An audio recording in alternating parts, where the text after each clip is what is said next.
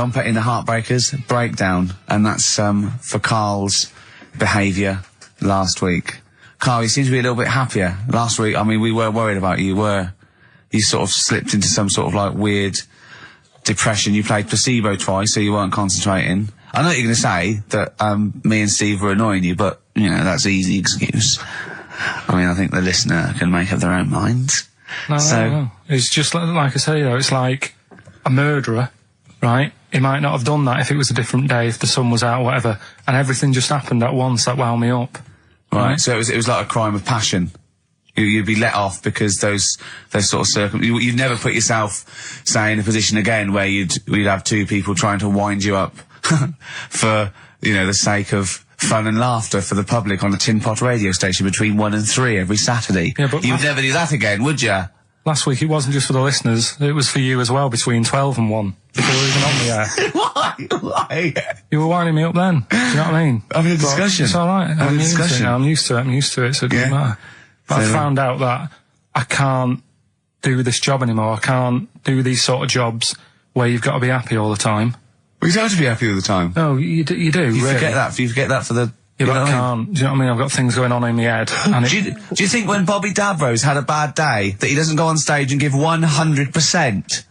No, but that's... Do you think Les Dennis let all that stuff get in his way when he did that theatre tour to the people in front... Sometimes he had audiences of 7, 15 people. Yeah, and he just went, it's them. It's not a private life, forget that. Bang. Yeah, but good on him, he can do that. But what I'm saying is I can't. He's a professional.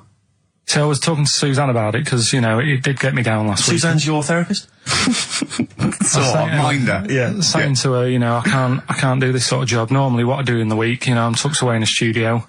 If I'm annoyed, no one knows about it. I get my head down and get on with it. Right, do you tell him? Go on, next. You know what I mean? Next. Right, yeah, but sorry, but what's your point here? So every Saturday you've got to come here, you've got to... be happy, we've got to go, oh, Karl, are you alright? Oh, you're right, your hair looks nice. No, but you know what I mean? That's the first time, innit? Normally people listening go, he's a happy fella, do you know what I mean? They never think you're a happy fella, Karl. Well. They've never heard you laugh. No one has ever... seriously, we get emails all the time, no one's ever heard you laugh. Yeah, but I'm still happy, you don't have to... Well, are you? Yeah. You don't look happy. But anyway, that's the problem with this job. And, I was thinking about it, if do you know, like, if you're a doctor... Sure. And you're on a plane and something happens... Yeah. Even though you're on holiday... You might have to save someone's life just because you can. Next. And I'd be thinking, I'll keep quiet. Sure. I love that. Yeah. See, that's one of the reasons why you didn't actually qualify. As a surgeon. Yeah. I mean, you can still do your consultancy stuff. Oh, sure, but, you know, you don't actually want the knife in your hand anymore. Brilliant. So you're giving this up, are you? Sorry, and how is a doctor on a plane comparable to this? Because it's just the same situation. Do you know what I mean? He's probably got in his head, he's shut off, he's ready for his holiday. He's going to Hastings for a night. Someone, you know, has a little bit of tummy trouble or a heart attack or whatever. Yeah. And is he a doctor on the plane? And he's like, he's going on holiday. Do you know what I mean? I've got to loosen his tie. Yeah. I can't do that. But what I don't understand, Karl, is you get paid to do this. It's not like we're forced, it's not like it's your holiday. You know that this is your job of work. This is paying for your new kitchen. Exactly. Yeah, but I've got the kitchen now. It's done, isn't it? Right. Yeah. So when are you stopping? When are you quitting? Well, you're finishing, aren't you, in a couple of weeks for a bit? No, about 4 weeks. Yeah, we're finishing on the 16th of August, yeah. But, you know, we're only going away for like 6 or 7 weeks again, aren't we? Well, you don't know, do you? Well, we'll give up if you give up. Tell your managing directors that. Well, that's a bit annoying. Why? Because you've just passed the buck, haven't you? I haven't passed the buck. This is three-way. You know, you get your name in heat. You're in the title now. It's Ricky Gervais, Steve Merchant, and Karl Pilkington. And now you want to go, I don't want to do it anymore. Karl, think about it. I don't know whether you've noticed, but we don't provide anything on this show. So if you leave, we have to go. Well, let's put a song on. Now just think, don't be so selfish. Don't be so selfish. Yeah. We need you. We've got nothing. Think of the... Molly's Chambers, Kings of Leon. Brilliant. On XFM 104.9. So I'm not going to put pressure on you, Karl. I know you're scared to me saying this, right? But, I'll tell you what we do, right? We're stopping this show on the 16th of August. We're going to film the Office specials, okay? And we'd be coming back, I don't know, August, September, mid-October. Mm-hmm. If Karl does. Yeah. Now, I know that's pressure, but that's it. I think this is a three-way show. So you don't have to do it, What should we do? Because I know we've been approached by a couple of others. What would you do? We've been approached by obviously better radio stations. I mean, just think of, if you're a listener, just think of any of the radio stations you prefer to listen to. That's some of the ones that have offered us gigs. So we could toy with those. Or we stay and we see this through and we get XFM on the map. We get a few songs next year. Rick, that I know you've had a passion since you started working at XFM to get the listeners into double figures. I know that's been one of your ambitions, and I think it would be a shame to give up so soon because you've done so much hard work. Yeah. That's what you think about. So we've got we've got 4 weeks left. And that might be 4 weeks forever and never coming back, or 4 weeks for like an 8-week period. And that's for you to think about. So think if you enjoy the next 4 weeks, Karl. Yeah, but like I said to you though, the reason I did this was to get that kitchen, right? Now, brilliant. As we speak now, right? Builder's in the flat. He's been annoying me. Of course he has. Of course he has. What's he been doing? When he turned up on Monday, right? Yeah. Wanders in. And the first thing he says to me is, said, the pub across the road, is it any good? I said, well, it doesn't matter, does it? You're working on the kitchen. Think of saying that to a builder. Probably making conversation. Probably meant, do they do a toasted sandwich? Because I've got a half-hour lunch break. Not an hour, like Karl Pilkington. So I'll probably then get a nice, cheese and tomato sandwich. Is that genuinely what you said to him? Yeah. So Suzanne had to go at me saying, why have you said that? He hasn't even started on it yet. I cannot believe that. You're unbelievable, Karl. And you say it's us that are rude, crass, I wasn't being thoughtless. rude. I just was letting him know. Do you know what I mean? I know what he knows what he was there for. He had it down on his little docket. Do the kitchen this week. He didn't come there and go, what did I come out for? Was it to go to the pub for a week? Why am I wearing these overalls? Yeah. Who's the little bald mate twat insulting me? Let me just check. Let me call the head office. I wasn't having a go though. I mean, they should have finished it yesterday, and they're there now, on their own. And what annoyed me is they turned up late today. Hold on, Karl. I've just realised something. They're probably listening to the radio. This, I assume, tuned to XFM, isn't it, in your kitchen? Yeah, but they don't know it's me, do they? Do you know what I mean? No. They'd go, he's got a whiny mank voice as well. So's the bloke who owns this place.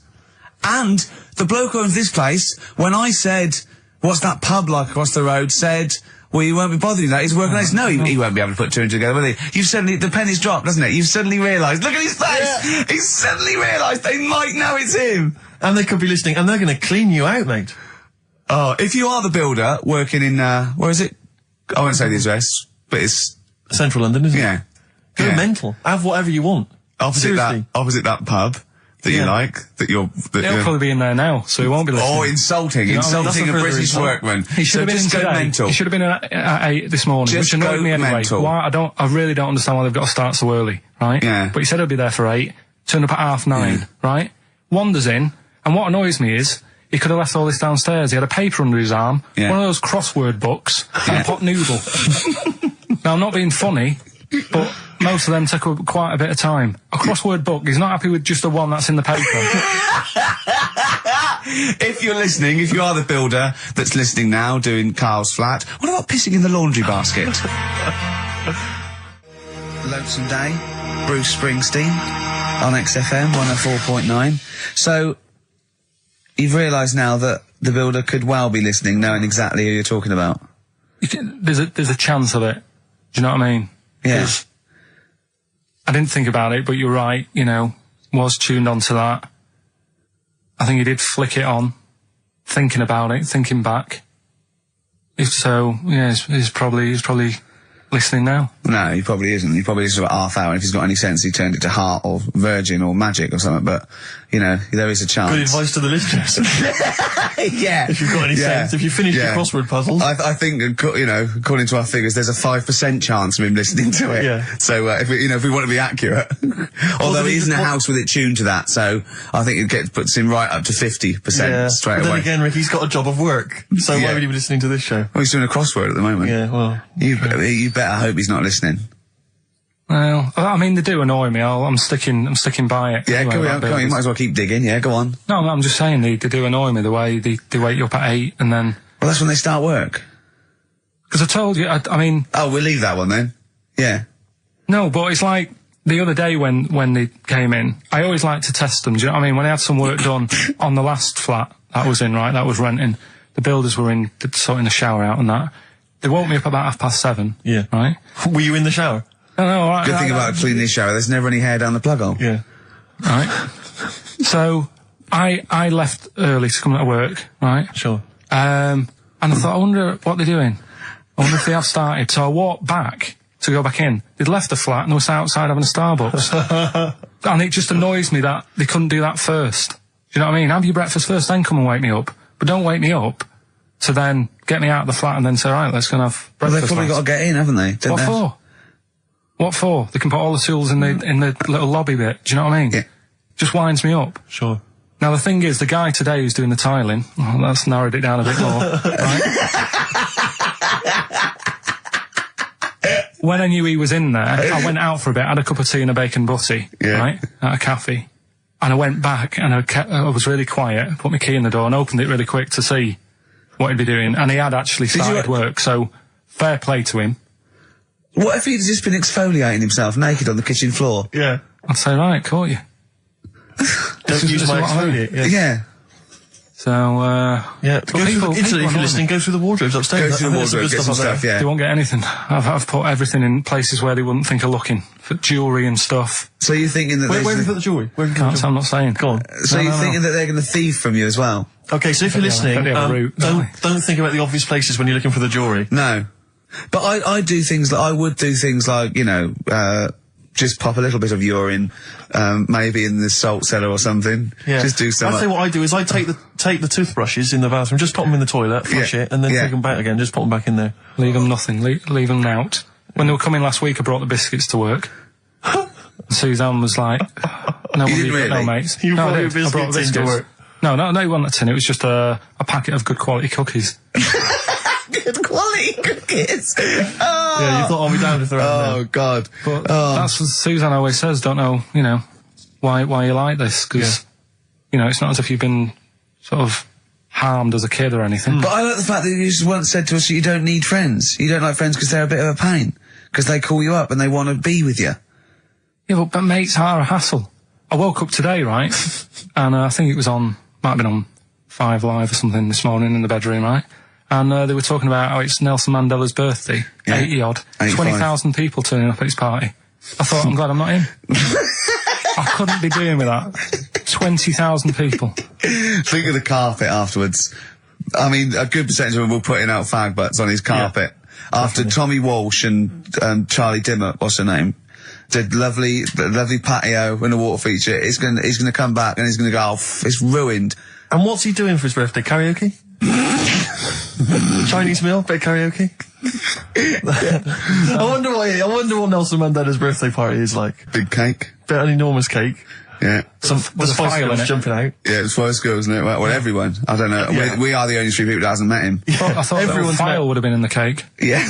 Yeah. Just in case, you never know. And, if Winnie calls, I'm not here. Have you not invited her? No, of course no, definitely not. Poor Nelson. Happy birthday. How old is he? 85. Oh, well done. Well done. No, God bless him. God bless him. Oh, 85 today. Oh. Right, bit of songs of phrase next then, yeah? Do you reckon? Oh, really? What's that one? See you in a minute. Right. Silence is Easy by Star Sailor on XFM 104.9. Sorry, just suddenly struck me something. I don't know if I mentioned it before. You mentioned you tried to catch your guy out when you came back once. You opened the door really quickly to see what he was up to. Did I ever tell you when I was at university? Now I'm very tall and I've got enormous feet. Size 14. Size 14 shoes. And when I was at university, everyone, it seemed to me, was wearing Dr. Martens. It was like you had to wear a pair of Dr. Martens. It was kind of the rule. Dr. Martens is big for you. Yeah, so that's a big pair of Dr. Martens. That's where the myth of the old woman who lived in a shoe, I think, came from. People with my size shoes. Anyway, I just literally kind of moved to university. I'd been there for literally a couple of months. And obviously in that first period, you're quite keen to kind of, reinvent yourself, strike yourself, try and give an impression of perhaps being quite sophisticated, worldly, cool, all those things that, you've left behind all your childhood friends, so you're trying to, develop something. You didn't bother? You didn't? What, sorry? You didn't bother? No, I was working hard on it, and I was kind of, I was doing alright, and I had a tie-dye shirt, I was looking good. And, so I was trying, working hard to try and seem kind of cool and not freakish. And I came back from studies once, and I came in, and there was a little old cleaning lady that kind of would always come in every day and clean up our halls of residence. And I came back, and my door of my room was open, and there was like a little huddle of people just peering in, right? And I thought, this is odd, you know, that my door's open and I'm not in there, and there's people staring in the door. And I looked in, and the little cleaning lady had my Dr. Martens on and was clumping around, making them all laugh, doing an impression of me.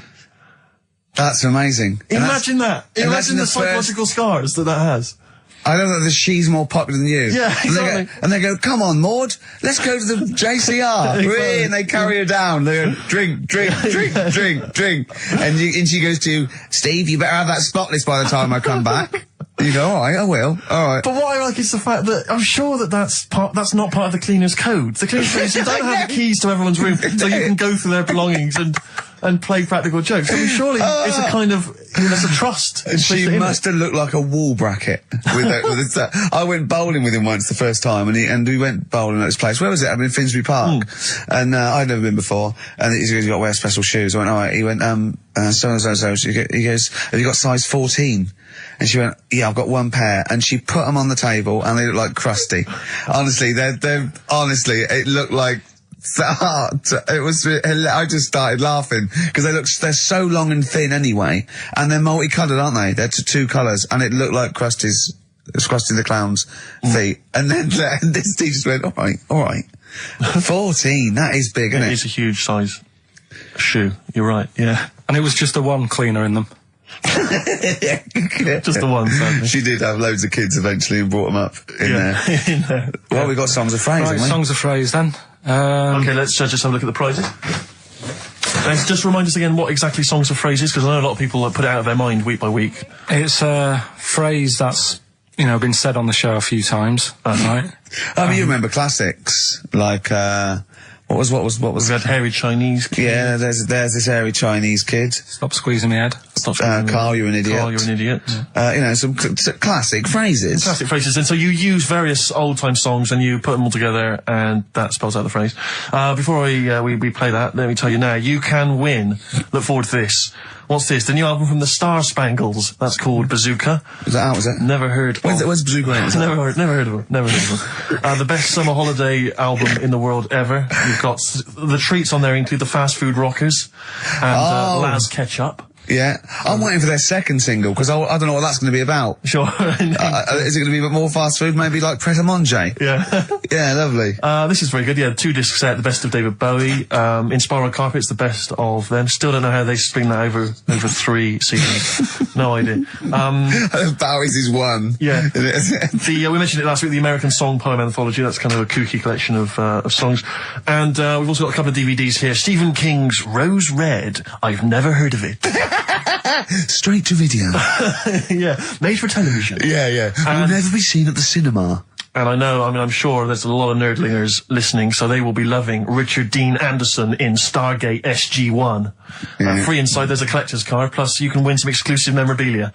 Brilliant. So I think a pair of their... Right, all you've got to do is listen to these, 13 songs, probably, to a well-known stupid phrase. It's only seven different songs, right? Well, just get the most you can. Just be rough. Artist or song, it'd do, right? And the phrase is about me dad nicking from telephone boxes. Right. You got to give them a clue, because they've got to know what they're listening for. It's hard enough when you know. Daddy's never going to stop robbing from telephone box. Is that it? Yeah. So what are these songs then? Go on in. It doesn't matter that some people don't know what that's about, do they? Doesn't matter. No, they don't. Well, your father's a thief. Email only. ricky.gervais@xfm.co.uk. Let's hear it. All right. From...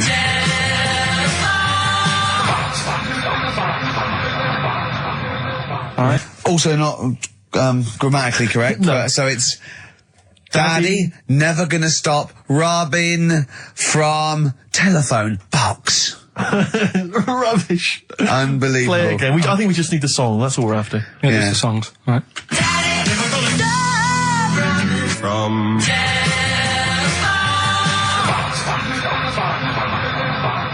Just again?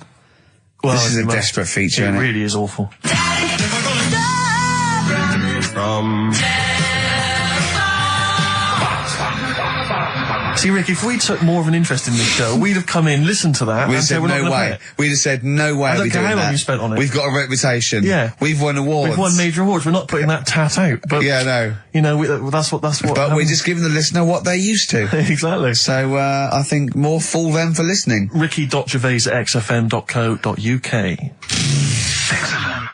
Eminem, Business on XFM 104.9. Carl, can I ask, because after last week's show, when you had your breakdown, you went off to Hastings with your girlfriend, stroke carer, Suzanne. Now, what does she... Because whenever we meet Suzanne, we bumped into Suzanne recently at the BBC, Ricky and I. She's always very nice to us, very polite, we have a nice little chat. But I'm always wondering, what is it that she thinks of us, really? You know, because I'm assuming you immediately go home and whinge. So, but they tortured me. You saw they tortured me on air. Now, what does she make of us? Did she listen to the show last week? Yeah, she did, yeah. She knew I was annoyed. Right. So, she sort of gave me a look like... You know what I mean? Like that, because we went to Hastings. That wasn't because you had, like, Marmite or something over your face. No, it was like... So we didn't talk for a bit, I just was like, you know, getting over it. Sure. Thinking, I'm sick of this. Yeah. Right? You know, is the new kitchen really worth it and all that? I phoned him up, left a message after the show. I said, you seemed a bit quiet when you left. I just want to make sure it wasn't anything I said. Well, no one... You still doing your Samaritan work? yeah. And did it ring, or did you just ignore it? Let it go to answer machine? I think I turned it off. I left it off, didn't I? Yeah. Just left it off all day. And But that. what does she make of us? Does she genuinely think... Does she not really like us? I think it's weird, because there's no one who she doesn't really like, which annoys me, because she says to me, I'm the opposite, do you know what I mean? I'm like, oh, everybody annoys you. Yeah. And it's like, well, but that's my choice, right? Sure. And that's why I don't bother getting mates and that, because Sure. it's just hassle. Yeah. Right? Yeah. But the problem is, sometimes me being like that affects stuff that she wants to do. So, you know, if a mate... Like see her family and friends. Well, let's not say her family or friends, but say if one of her mates had a baby, Right. right? Right. I mean, you know... Naming no names. So this happened? Well, I've just got to You got to be watch what careful I'm what you doing, say. haven't I now? 'Cause I'll... The builder who knows you're slagging him off and saying he nicked stuff. Yeah. So, you know, she's got a few mates who have had kids recently. Right. Yeah. So one of them had a kid. Yeah, go on. Right. And she wanted to go and see it, right? And she said, you can come with us. And I was like, oh, you know what I feel about babies. Sure. You've seen one, you've seen them all. Yeah. They all look like Mel Smith. Why do I need to see another one? Yeah. Right? And she's like, yeah, but come and see it. You know, you get on with them. Come and see them. And I was like, it's a long way away. Yeah. You know what I mean? That's probably narrowed it down again. Yeah. You know? So, and that annoys her, because I can't be bothered. Do you know What I did mean? you say? Did you say, oh, no, I'm not coming to see him. I don't I'm like not him. going all the way to Swindon. What is he? Did he? Yeah. Or Birmingham, or Cornwall. Yeah, wherever well, you know who you are. If you had a baby, Yeah, sort of in the but- last. and Carl didn't show up. Carl didn't show up. And Suzanne said, "What Suzanne? What the excuse did she say? You're working or busy or?" Oh, well, to be fair, I was working, right? And they Yeah. are nice people and Oh, stuff. now you're backtracking because No, now I'm just do saying, they yeah. listen? Yeah, but Do they listen to the show? They might do. So you know they listen to the show. So once again, you've got an anecdote where the people who you've admitted to not liking to see their baby or No, care about no, them no, are no. listening to the show. No. Maybe it's, I don't know. Maybe the builder's listening once They're again. nice people, I like them. Just sound like their baby. just sneeze in the chili pot. When the kid's older, I'll go and see them. Yeah. Just, you know what I mean? When it's got its own little character. As a baby, it could be any baby. Do you know what I mean? It's got nothing to offer me. I know what you mean. It could be a toy baby. But you know what I mean? It could be a bag of sugar. No, I know what you mean. Yeah. Yeah. When it can start talking and you know. And lend Play you around money. with it. Yeah. Yeah. Got good toys and stuff. It's well worth Yeah. going, but at the Yeah. moment, Yeah, nothing. I'll see it when it's about He 6. goes, oh, you want to know what? Yeah, brilliant. Put it to bed. Let's have a game of Scrabble. Yeah. Do you know what I mean? Yeah. But yeah, that's what we were talking about on our way to Hastings last week. For me, that's where I went to chill after the. And that's where you decided you couldn't give 100% to the public if you weren't having a good day, like me and Steve do. Come rain or shine on a tin pot radio station that really doesn't, keep me in frappuccinos these days. But we'll say once again on air, this is official, and this is not to put pressure on you, that me and Steve are going away for a couple of months on the 16th of August to do the Office special, and if Karl doesn't come back, nor will we, because I see it as a three-way thing, and that's the truth. Rick, you've said that a couple of times now, as though you're expecting a flood of emails and calls. Nothing. No, I'm just trying to get in pressure, nothing. because I know for a fact that they want us to come back, and I know. I think maybe, not the listeners though. No, the listeners don't care. They don't care. Who stands in, do you know what I mean? Instantly, what frequency is Magic? It's 105.4. Worth checking out, because I had a great... Heart is 106.2, I think. Virgin's 105. Bloody good station. What is that? 105.8. Yeah. Which is check press good for details, but or watch some cable TV. There's some good stuff on. Yeah, Kisses 100. That's easy to remember. There's a new Ride album out, gentlemen. I think you're probably quite excited. It's London's Heart 106.2. It's released on the 4th of August, and it's all the BBC sessions, all the stuff that Ride did over the years for Virgin 105.8 for BBC, and this is one of them. It's called Time Over Time. I think it was from the album Going Blank Again. It's very good. Play it, Karl. I play that for Pippa, who requested some Ride. That's from a new compilation called Waves, and it's the BBC recordings that Ride made during the 90s, and I think that was originally recorded for BBC Radio 1. That's a good station. Radio bloody 1. good station. That's a good station if they're interested. Radio 1. So one of the... I think they pay quite well as well. Well, I enjoyed working for them. I know we used to work for them for a period of time. Until we got fired for slagging off. Simon Mayo. I think it was Simon Mayo. Yeah. Do you remember that? I can't quite remember it. Well, we used to do this thing, Marion Hobbs at night, and we were getting a bit busy, and so we were constantly handing in shoddier and shoddier work. Right, we used to hand it like that and hand it to them. A theme there. A theme, I know, yeah. And to the point where they kept going, like every other week they go, we couldn't put it out. Why? Well, because it was the most offensive, or it was inaudible, or it was twaddle, or you didn't record it. You know, there was things like that. Yeah. And then I think the straw that broke the camel's back was Simon Mayo had just broken the Guinness World Record for DJing, and we were going, oh, that's brilliant, yeah, in the air-conditioned studio with loads of scrotes getting cappuccinos for him. That's not work. Our dad used to build walls, you know, that's work, not sitting down.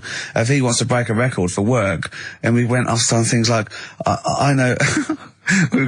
we know birds who do leisure stuff to feed their smack addiction. Yeah. That's work. I want to see Mayo on his knees outside McDonald's giving a rent boy a blowjob and all this sort of stuff. I want to see him hanging up in some kind of leather strap. In a Amsterdam torture garden with 13 blokes jizzing on him, all with beards. Yeah. But why aren't you still there?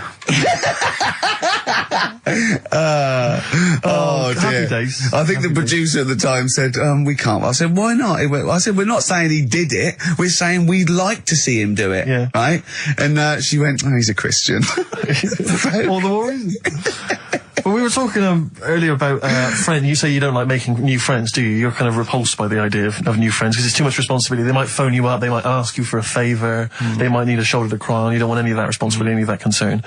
But I'll tell you what's worse than making new friends is when old acquaintances come out of the past. Oh, pop up. It really unnerves me because I'm constantly bumping into people who I just don't recognise. I know. And I've got this urge to be polite. I can never just go, I don't know who you are. I've always got to pretend. I've looked for clues. When they say, you still, don't know, I go, yeah, so I go, right, and what about so-and-so? I go, say, no, those two people, and it's like a saw in my brain going, I must know them from so-and-so. Yeah. Well, I went back to Bristol once, and I remember walking to the bus stop and seeing someone I recognised from school and walking all the way to the next bus stop just so I didn't have to stand there and make conversation because I just thought I've got nothing. Well, it's the conversation. I didn't know you then. If you move, yeah. What can we talk about? We've got nothing in common except the fact that we went to the same school. I was on a train station platform fairly recently and the guy comes in and he goes, "Oh, Steve, how's it going, mate?" And I looked at him, stony faced, I had no idea who it was. But of course, I had to go, "Good, mate, good, how are you? How are you?" And you know, I had a newspaper and I kept looking at the newspaper thinking, every time I look at this newspaper, it's a clue for you to just walk away. God. But he never took the clue. So it was kind of, I'd say, "Oh, yeah, not bad. Read the paper and he'd go, "Oh, where are you living at the moment?" So I'd tell him and he'd say, yeah. And I'd look at the paper again. "Oh, do you still know, But that's the way, when you know they are, it's just as bad, because they go, "Oh, we should have a drink sometime," and you want to go, "I'll be honest, look, if I'd wanted to get in touch with you, I had loads of opportunities." Exactly. I've had every day, from now right back to the last 15 years, I could have made contact. I didn't. Exactly. It's easy. Take that as a clue. Yeah, I mean, yeah. If you are listening to this and you perhaps know me from school or university, you're thinking of getting in touch, do not bother. Ditto. I do not need your friendship. I've got enough friends. Better ones. Better friends. I've got a number of better friends that I prefer. The reason I have not kept in touch is because I don't really like you. You've moved onwards and upwards. Moved on. I know people now, the likes of which have won major awards on Ricky television. Gervais, to name but one. He's happy. See, he's sat right here next to me now. That's all the friendship a man needs. If you have won 4 BAFTAs, then give me a bell. If you have not, kindly stay in your little underneath your particular rock, because we're not interested. We have kept you out of our life for a reason. I did not accidentally lose your number. When I promised to send you a letter, it did not get lost in the post. Nothing gets lost in the post. Oh, yeah, exactly. Karl, what do you think of that? It's alright. That's that, but I'm honest with them though, when I see them, do you know what I mean? I just say, I don't know who you are, can't remember you. Not bothered.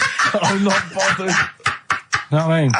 Oh, that is genius. Anyway, Bit of Darkness. Oh, well, I've got to play this. Now, be warned, this is a rock ballad off the new Darkness album. I love the album, and it's a bit cheeky playing this because it's got shades of Def Leppard, right?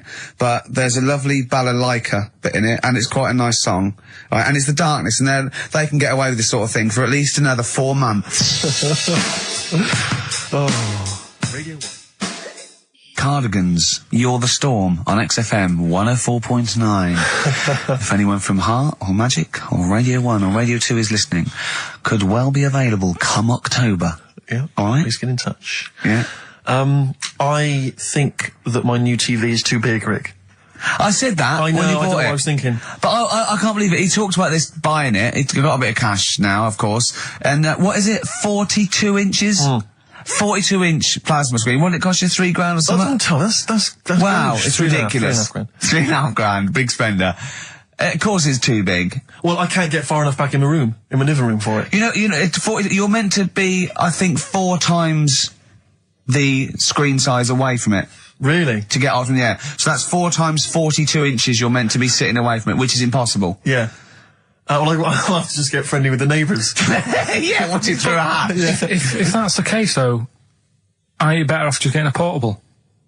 What? I don't understand that rule. What are you saying? Well, you're meant to be 4 times the screen size away from the TV. But then what's the point in having a big telly if you've got to keep moving further back? Get a portable. and sit right next to it. Is that how they sell it? Is that what they say to you? Well, no, it's a rule, but I do see your point. Why do people go to the cinema then? Did you see films that aren't out yet? Fair enough, he's got you there. Done. I tell you this though, I had it delivered, and are you supposed to tip delivery men?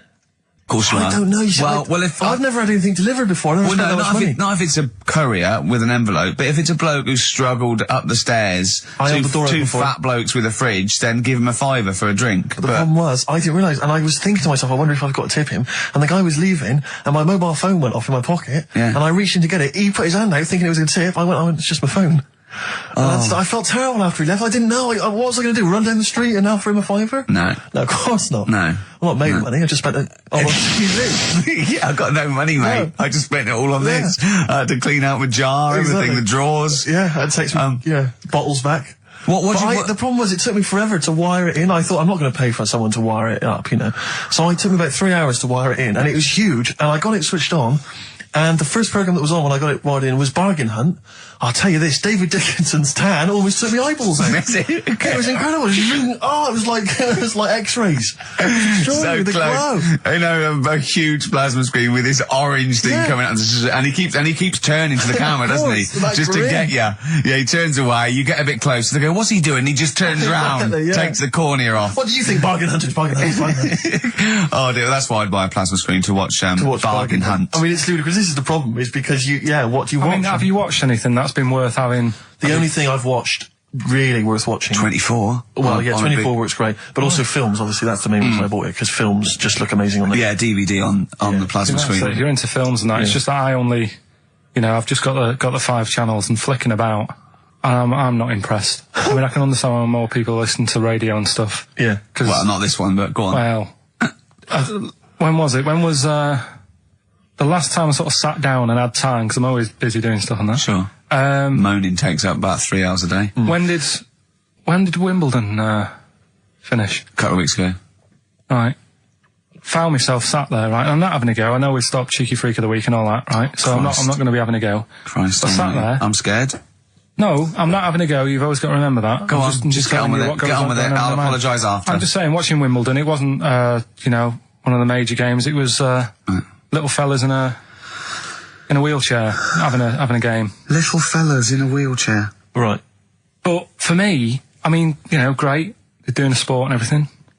Don't put it on the telly. What was up with it?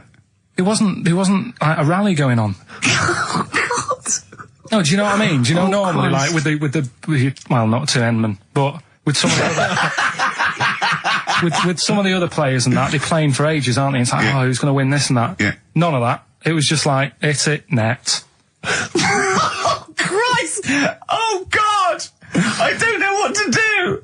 And people were like sat there watching it as well, when they've got other games going on in there. That's what I couldn't understand. If you've paid your money to get in, yeah. I mean, like I say, good on them if they, do you know what I mean?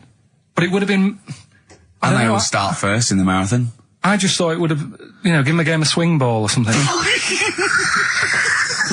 Yeah. You know what I mean? No, yeah, I understand. Oh, God! Yeah. There's never anything on. XFM in the community. Can anyone confirm, actually, I had an email earlier, Swing ball! No, I'm not having a go, though. Tell them.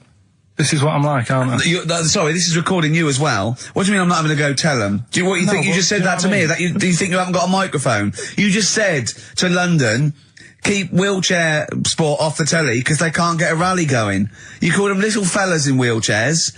What? And I meant to go, what Karl meant was... What? I mean, what? They can hear you as well. Yeah, I know. It's just that they might think that I'm having a go, and I don't want to. That's why I stopped Cheeky Freak of the Week, because some people got the wrong end of the stick. Right. And what have you. So, Well, it was funny that a woman was born with deformed legs. They might think you were taking the mic.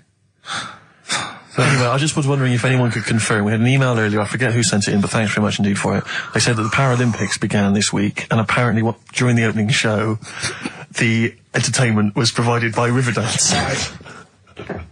Now, I don't know if that, I can neither confirm nor deny that, but it does seem rather tactless. Let's play a tune. Ricky Gervais. Don't put my name to this last link. Don't put my name to this last link.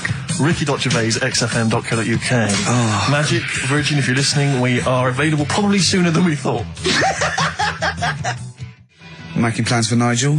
XTC on XFM 104.9. Well, you seem a little bit happier now. Oh, yeah. It was alright. I'm a bit worried.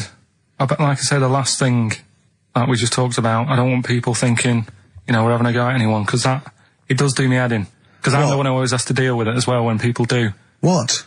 You know, we're just having a chat about tennis and stuff. Yeah, the little fellas in the wheelchair, as you put it. Yeah, what are you worried about?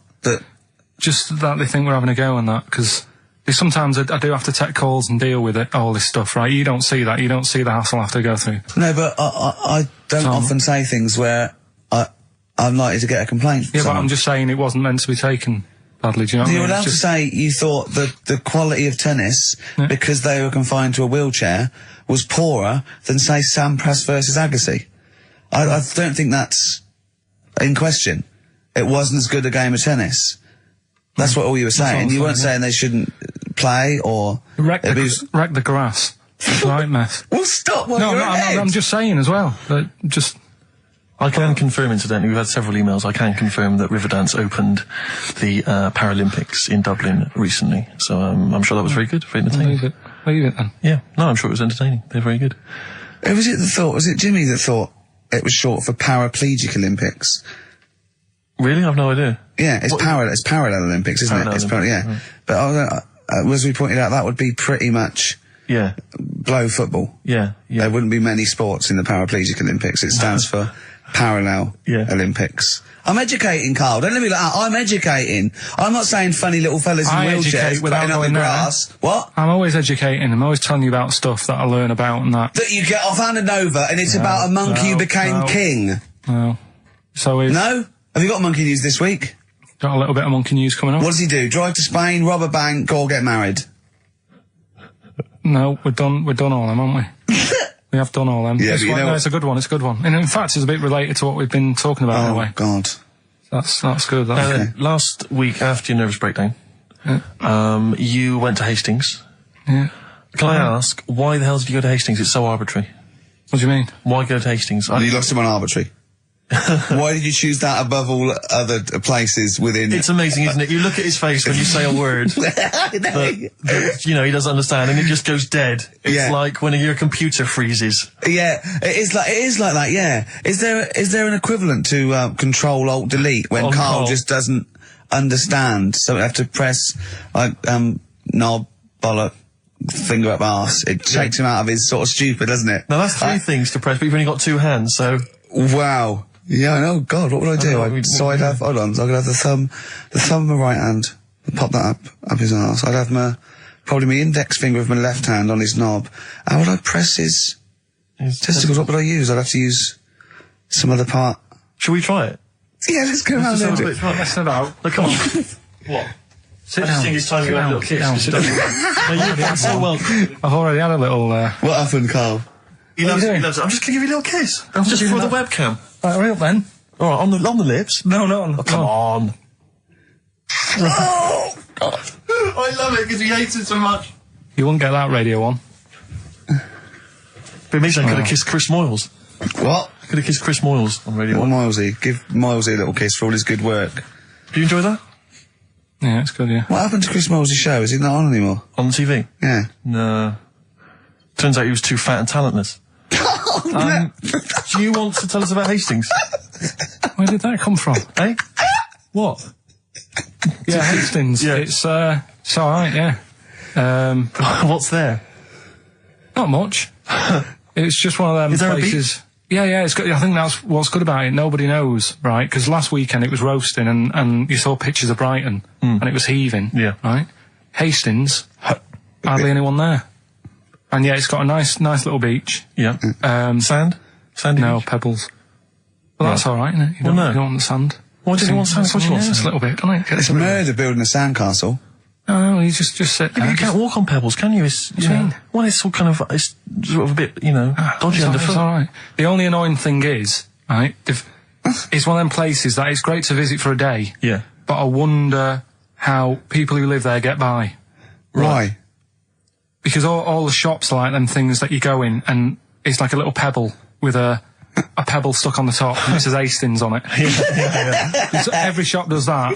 If you want bread and milk, You're done for. it's murder. Yeah. There must be a supermarket. I didn't see any. Seriously, it's all novelty things like that. Yeah. And then when I got back into London... Their houses. Yeah. Just covered in pebbles and like seashells and stuff. Oh, not rock for tea again. Well, the funny thing is, right, it's the first time I sort of noticed somewhere like that when you go, what do you do if you just want some Brillo pads or whatever?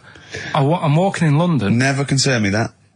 Never needed Brillo pads in my life. No, but you know what I mean, the sort of things that it's a bit tricky to find, but in London, you've got the coverage. Yeah. Now, the weird thing is, I was walking home from, had a drink the other night, right? Yeah.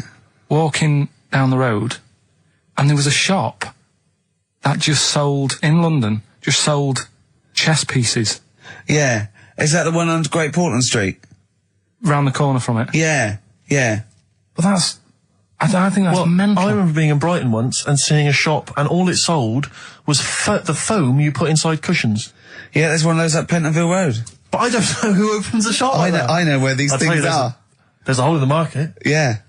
What was that shop we walked past yesterday? And it was like something really, really... chef uniform shop. Yeah.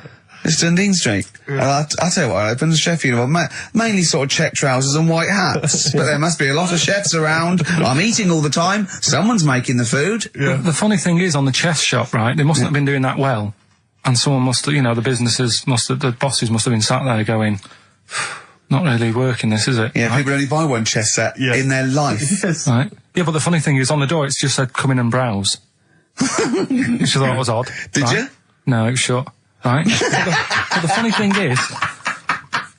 thing is, right, so you can imagine them sat there going, oh, it's not doing that well. And it's changed, they've actually changed the name of the shop now. Yeah. And now it says chess and bridge. Right, they've had to expand. So they've opened it up a little bit. Yeah. Yeah. But still. What do you buy for bridge, if not I don't know. cards? I don't know.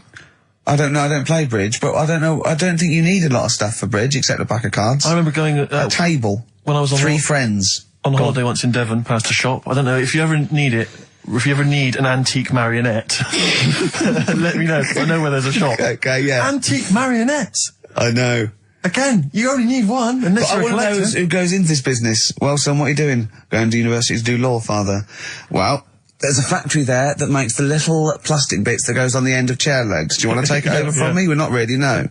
It's all set up. Yeah. It's all set up. Oh, God. All right, Dad, but just for a couple of years.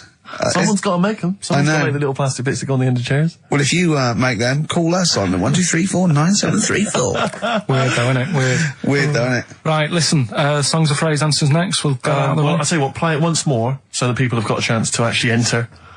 Hang on, If you keep can talking, be bothered. keep talking. Oh, I can't be Should be ready, Carl. This is terrible. Here we go.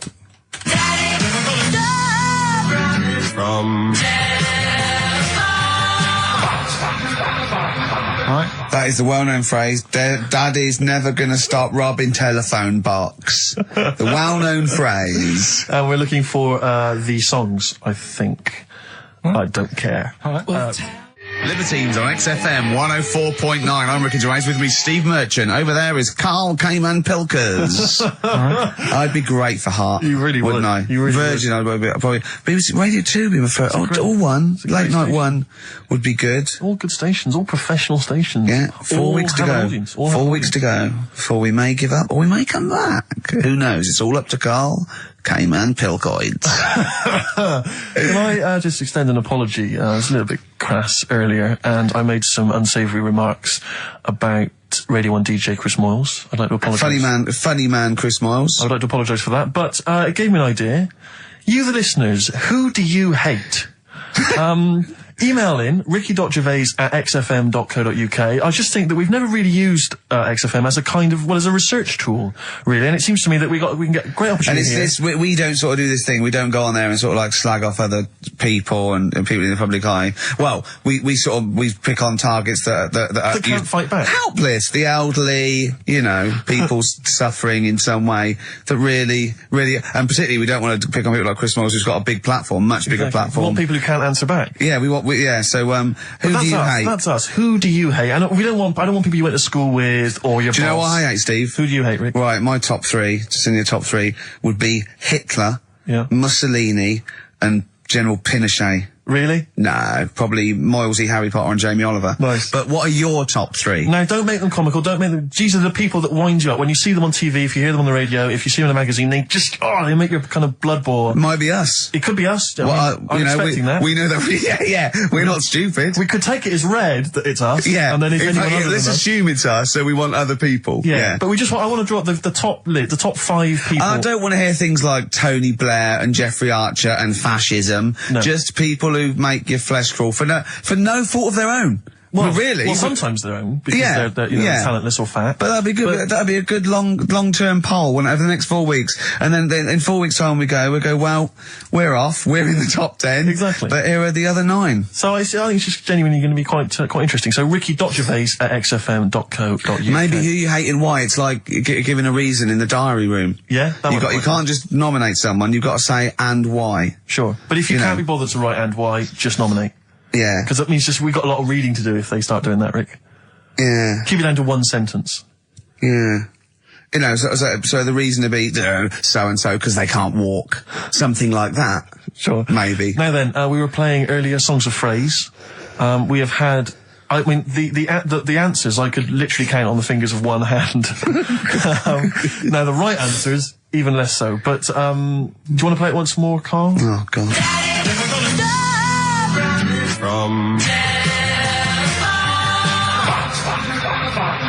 There was 7 songs in there. Right. Read them out, Colin. What are they? It was Oh, have you got it written down? Oh, I can remember them. Daddy Cool. Right. Boney M. Boney M. Yeah. Never Gonna. Give You Up. Rick Astley. Yeah. Never Gonna. Write them down! Stop. Sam Brown. Right. Stop. Robin was Miss Robinson by Simon and Garfunkel. Mrs. Robinson. Yeah. Hang on a minute. That's not Robin. Oh. From Russia with Love, Matt Monro. Right. Telephone hanging on the telephone, Blondie. Yeah. And then Box, living in a box. Living in a box. Well, listen, no, I don't think anyone got them all right. No. If you did get them all right, I'm sorry, but I gave up checking the emails a long, long time ago. So I'm going to give it to Michelle Flower because she got a few of them right. So well done. She got a lot right there, actually. Well done. Good, well done. She got 5 out of 7, so well done, Michelle. And you get all those great prizes. Incidentally, we mentioned that Stargate SG-1, I'm sure you look forward to that, Michelle. That features Richard Dean Anderson. Had a lot of emails, people saying, is that the same Richard Dean Anderson or Dickie Anders that used to email in and said he loved the show? What's happened to Dickie No, Anders? I've not heard from Dickie for ages. So, Dickie, if you're listening, Richard Anderson, if anyone knows Richard Anderson, what's happened to him? I think we know his top 3. Yeah, exactly. So, Dickie Anders, if you're still out there, get in touch with Anders. It was also, oh yeah. Sorry. Anders. I just was going to say, you know, you're talking about people who annoy you and that. Yeah. Right? Not many sort of celebrities annoy me because I think, well, some people like them. You know what I mean? Yeah. But things that affect me, like the builders. Right? You're a philosopher. Go on. The builders annoy me, right? Sure. Yeah. And you could say that's a bit of stereotyping, but all the people who I've met who have been builders have always annoyed me, right? So that's because they've been working on your house in your space. I mean, that's like all the builders that have been round your flat making a noise when you're trying to get some sleep have annoyed you. Well, that. Brilliant. But also someone in the office in the week, right, who works here. Yeah. He's a good lad, named Lenny, right? It's called Lenny. He proposed to his missus using XFM. So What, he popped in Zoe's show. Right, his girlfriend sat out there. She didn't know what was going on. She was asked to come in. Even she wasn't listening. She was out there. she probably had a Walkman on or something. Yeah. Well, just that. She was just to Jono. He had to fax Jono with the request. Dear Jono, I am broadcasting from XFM at the moment. Can My you girlfriend's ask listening to you. Oh God, London's Hot 106.2. Great But stuff. it's just that thing of like abusing your position. I think annoys me. Do you know what I mean? Yeah. Because I just was thinking, if he worked for a cab company, would he have done that over? That's one of my Do you know hates. what I mean? People who abuse. Do you know what I hate? Dictators who have just sort of like they've got there by unfair means. Now they're sort of like hurting the like little people and that. Really? Yeah, that's what I hate the most. Yeah. Do you know what I don't like? What? Famine. No, it winds me right up. Famine and disease. Oh, I get so annoyed with it. Tune from Wilco. It's called I'm the Man Who Loves You from their album Yankee Hotel Foxtrot. XFM 104.9. Who do you hate? Ricky.Gervais, xfm.co.uk. Alright. Fascists. Wilco from their album Yankee Hotel Foxtrot. And that's a song called I'm the Man Who Loves You, XFM 104.9. Isn't that brilliant? Van Dando, All My Life. Beautiful. On XFM 104.9. Well, that's nearly it. It's the big one. It's what people tune in for. They probably tune in about 10-2 these days. For Monkey News. With, Karl Pilkington. Can we hear the jingle? Only 4 to go. Oh, chimpanzee, that Monkey News. Right, this one's about it's been emailed into me. Right. I haven't really had time to check it out this week. No, you're joking. Been busy. Ooh, I hope it's not stupid. Goes back to 1908, and the person's saying it's a good story and that, and they're surprised I haven't picked up on it yet. Right. The Olympics, right?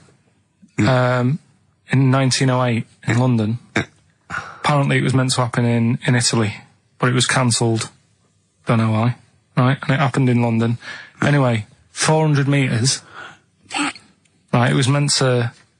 There was a fella who was going to do the run, right, and the favourite to win it was this Bulgarian guy, right? Who was like a newcomer. Okay, these are a few things it cannot be. 1, he injures himself, so a monkey steps in and wins.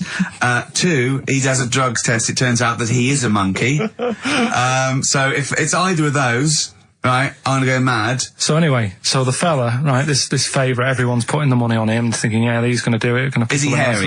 Is this bloke hairy? So anyway, so the race happens. Yeah. And everybody's lined up, ready to run. And, you know, everyone's saying, yeah, he's going to win, he's going to win. Then suddenly, a bit of murmuring going on, people going, oh, what's going on here? Right. He's eating a banana.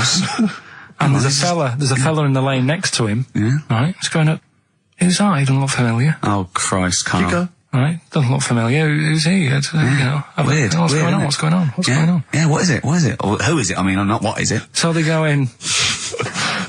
So they say, well, he might not be that any good. Do you know what I mean? He might not be good. He might. It's just a bit short, and he's only 3'6", and he's hunched over on his knuckles. So I didn't realise it was fancy dress. Yeah. So I don't think he's going to be any good. So the race starts. Oh, he's put his finger up his arse. That's weird for runners to do that before a race. It's weird, isn't it? Yeah. Race starts. Yeah.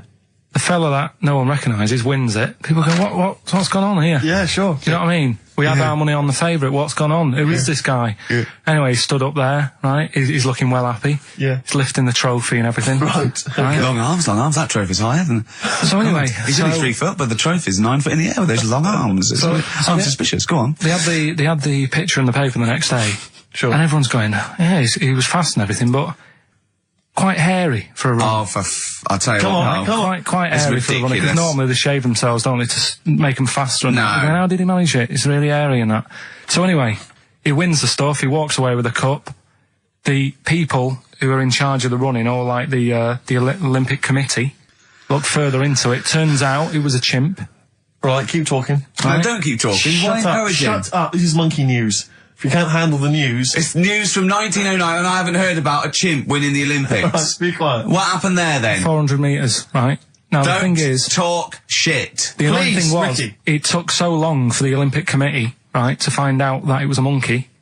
It was going going manic. It went into loads of races. It was picking up loads of like. Oh, shut up! Right? He became a celebrity. It was doing endorsements on TV. Don't talk shit. It said he managed to win the same race 4 years later in Athens because. How did he get to Athens? But it's a joke. They're winding you up, Karl. Weird. It's not weird. Right.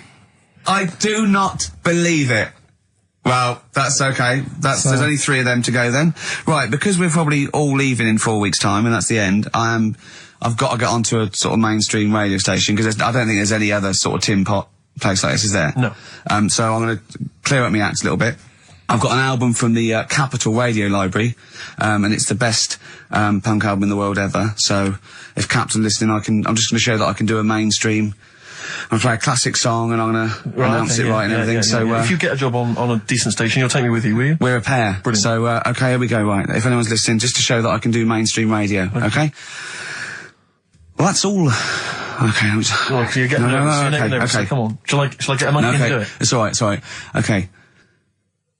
Well, that's about all there is time for today. You've been listening to Ricky Gervais with me, Stephen Merchant.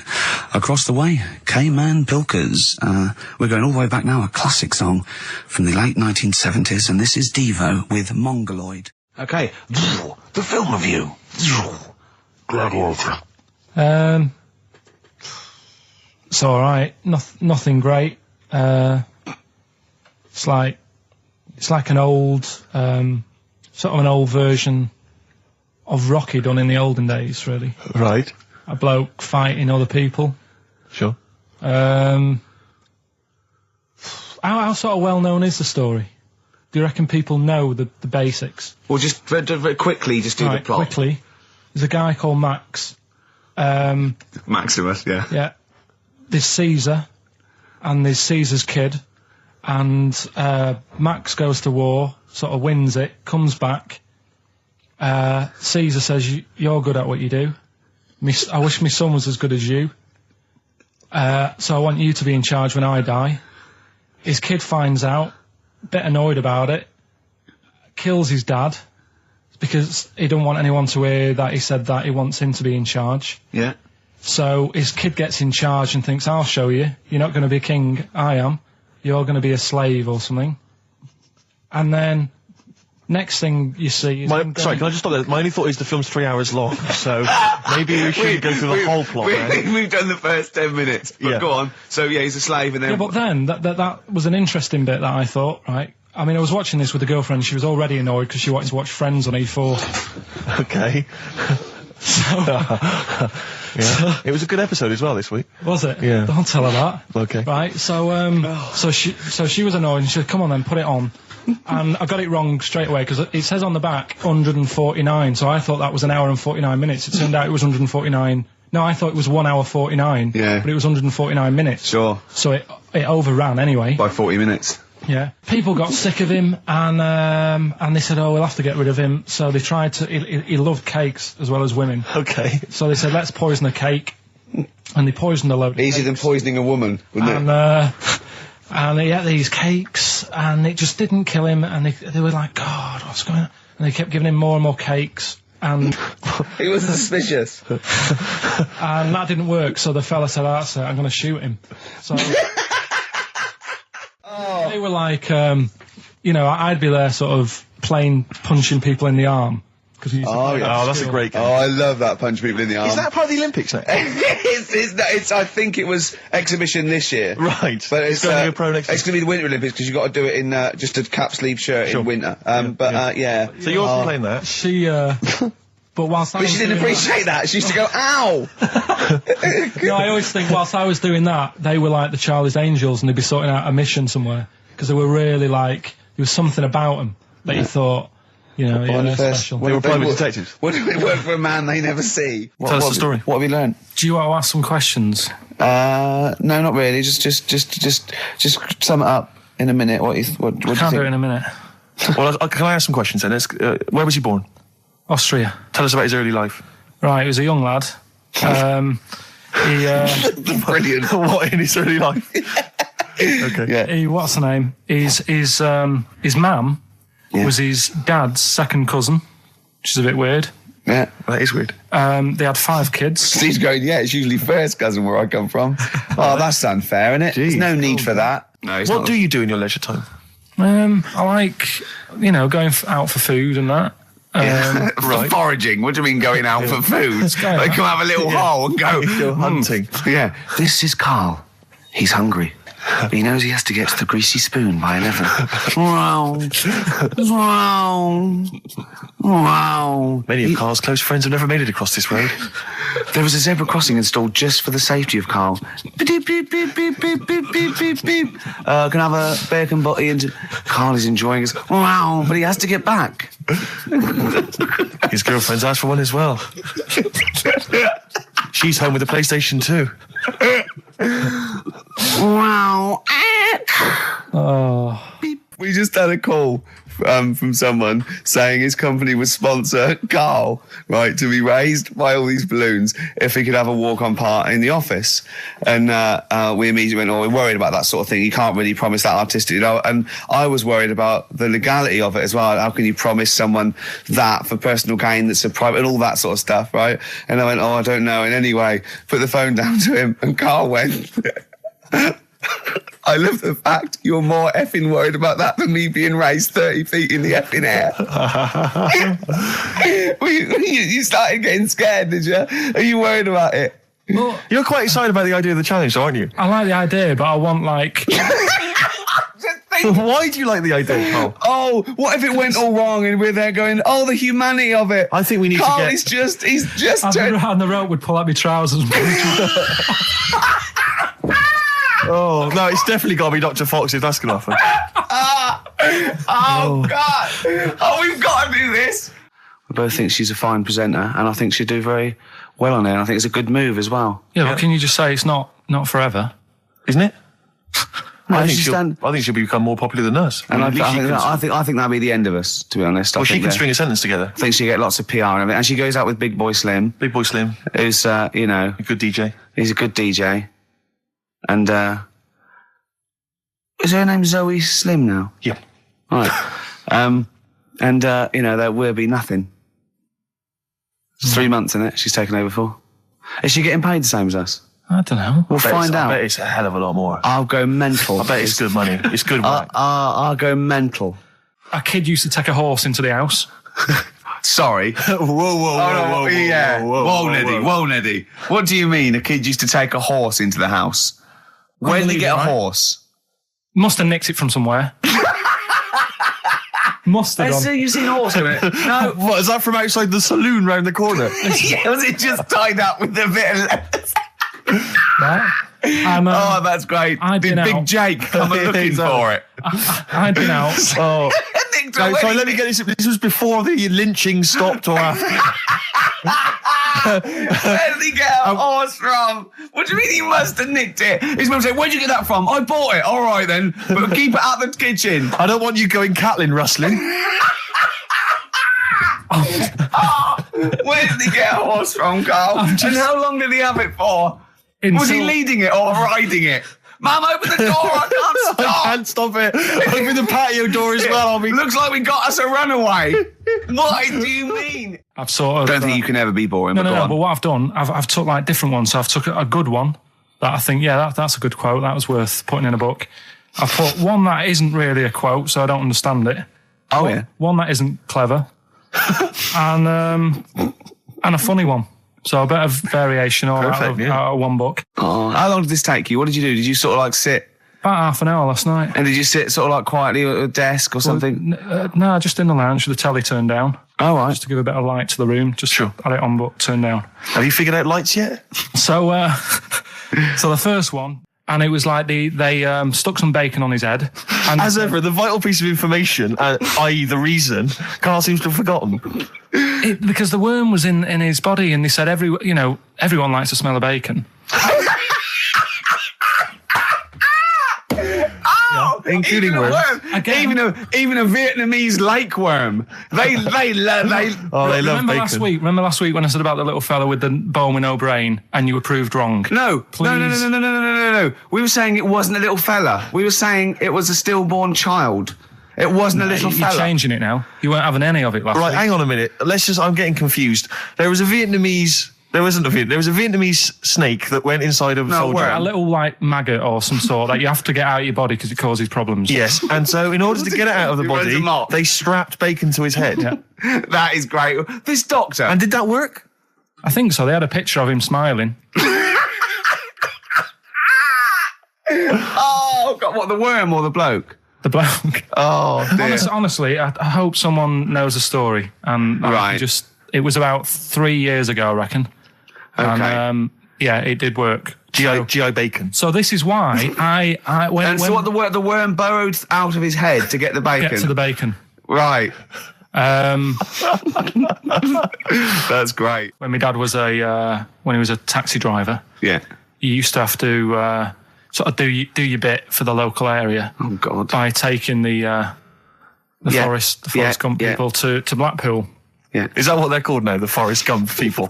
Is that what the organisations that support them asked for them to be referred to? A minibus with Life is a Box of Chocolates.com. Forrest Gump types. It must have been, so you work with these people. The people with learning difficulties. And they used to get five. Coming home must have been a busman's holiday.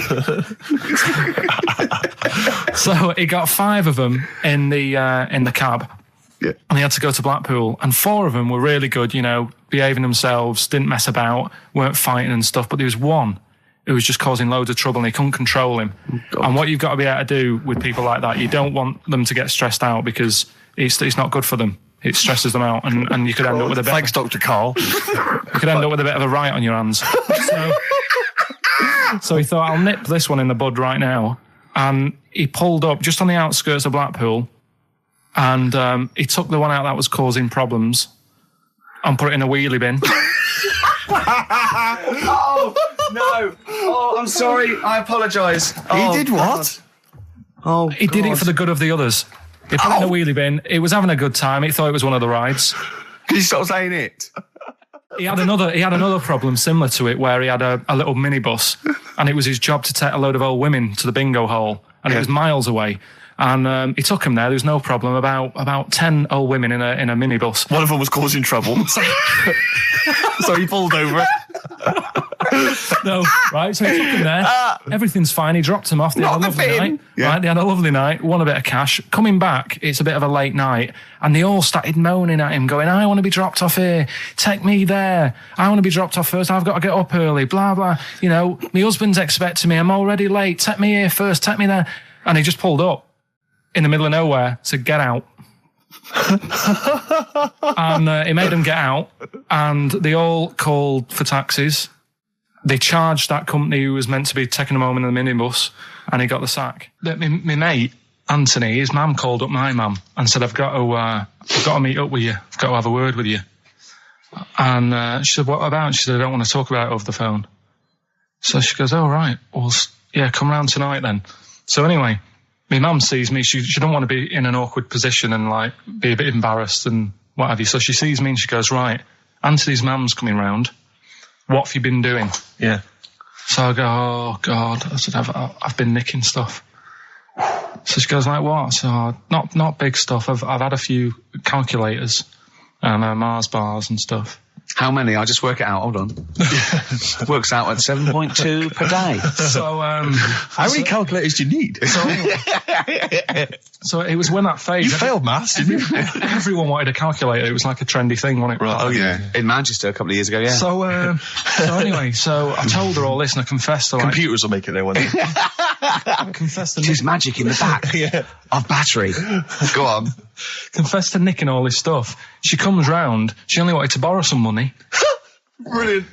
She said, oh, I don't like asking. I was a bit embarrassed to ask you over the phone, but can I borrow 20 quid? Oh, that's fantastic. And there's me. That's great. And it's similar sort of thing to yours. And did you? And he went, hold on, Mum, let's just work out the interest on that. I bank 10%. She'll owe you £4.40. Yeah.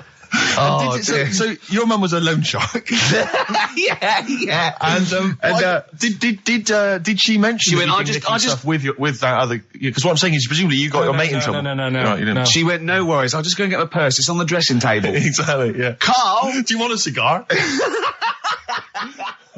Well, quite, yeah, but what is exciting, surely, is the razzmatazz and the brushing shoulders with the rich and famous. I'm not into that. You're not? No. I don't feel you're going to appreciate this like we thought It's you would. weird, because Suzanne said to me this morning, who would you like to meet there? Yeah. Is he anyone who, like, you can get close to, and it's like, God, I really admire your, big fan of yours, or whatever. and this is me and Steve, so you're here now. Well, I really admire your big fanny. I didn't. What did you say? What did you say? If you're a big fan of it. Oh, right. Oh, right, yeah. And, sorry. there isn't anyone, really. Do you know what I mean? Isn't there? You two are alright. Thanks. Jonathan Ross, is he going? He might do, I don't know. But hang on, wait a minute. I can't help but feel we could have exploited this more. We could have maybe run a competition to let someone win. You know, if you're not going to appreciate it, Karl. Yeah. Are you going to get a trouser suit? Are you going to get a ladies' trouser suit? I just think then, if you go sort of like looking macho and walking down with him, they know that you're not really partners. And I just think it's a slap in the face for BAFTA. That's true enough. No, it doesn't matter what you wear, though. Look at Elton John. Can't you mince a little bit? Can't you at least sort of walk a little bit mincy? Because you've got such a macho sort of mank walk. Elton John's fella doesn't look gay and stuff he wears and that, does he? Do you know what I mean? It means nothing. No, but that's because Elton's doing the work for him. No, but... By dressing as like some kind of restoration dame. Yeah. Right. Go on then, Karl. Second one, then.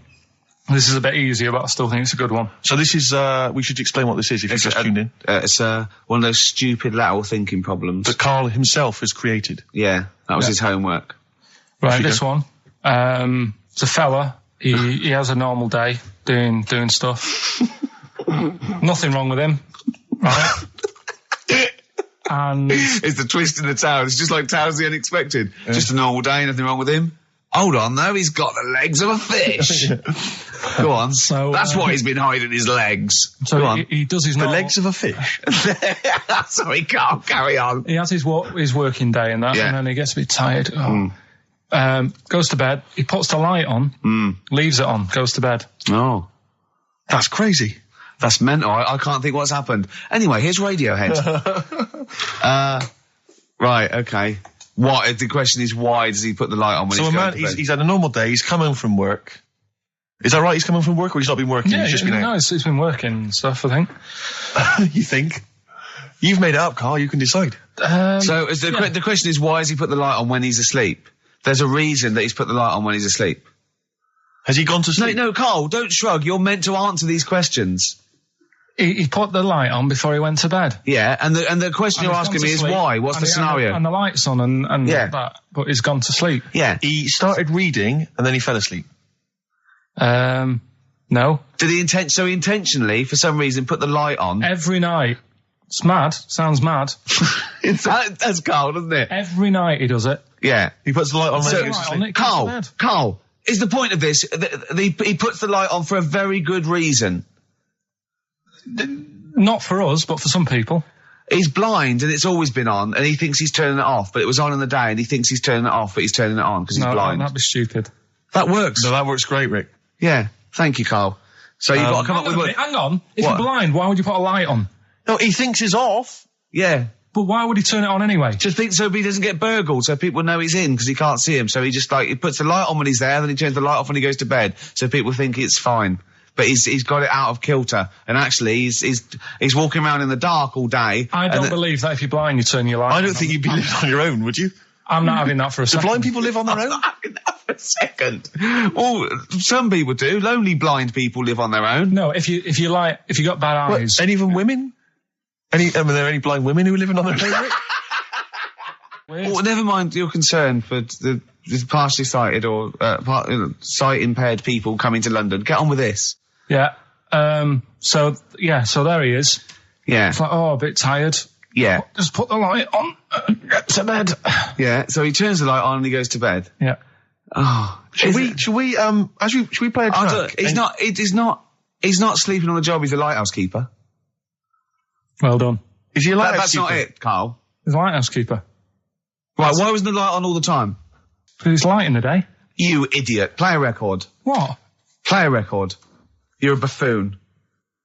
No, actually, the light isn't on in the day, is it? No, Rick? it's not. I think you're the buffoon. Yeah. Carl has won! Quickly recap the end there. I almost missed the end. So there you go. He's in the attic, right? Yeah. His missus is still downstairs. She's not up there. Okay. Right? He's on his own, and he cleans this lamp, right? Yeah. And this fella appears out of all this smoke, and he's wearing a nice pair of 501s, and he's wearing a shirt, and there you go. What's the song? What song are you thinking of? The lines are going mental. Because it's so easy. Let's play a record, Carl. We'll come back and we'll find out if anyone's got that right. That's a great one, Carl. Really. Right. Did you just come up with that? Literally the last 10 minutes. Genius. This is genius. Definitely. I mean, if those calls aren't from major TV companies, I don't know. Dynamite stuff. A lot of them are. What's his name's lawyer? Simon Mayer. Simon Mayer. That's my favourite thing I've done for years. Yeah, not bad, not bad. That's great. Back to form there. So, okay, line. The lines are going mental just because it's easy. Go on then. So I first one to get it. The first one to get it, but... Well, it's not that though, Rick. I mean, Carl has just decided to revise the actual rules of the competition. Yeah. So that, we've decided, is very easy. So that's now a qualifier. And so then they have to answer one live. Exactly. So whoever gets that one right can play for big money. Is it a quick one as well? Because some people will lose the will to live. Yeah. Just cut to the chase. And because they've got to qualify now, we're throwing an Office DVD that aren't ready you'll sign yet. that, won't you? Yeah. Yeah. No. That increases value by 42 pence. Right, go on. We'll just go live, yeah? Hello, XFM. Yeah, hi, how's it going? Not too bad. Not too bad. Listen, a very, very quick recap, Carl, if you will, please, for the people listening. Very quick. Right. A man ends up in a loft. Man's, after moving into this house and that, he's in the loft, and he's tidying up. His missus is downstairs doing the kitchen because that needed doing. He's up there, he's cleaning up, emptying the boxes. He finds a little... He rubs a lamp, a fella comes out wearing 501s. What's the song? What's the song, mate?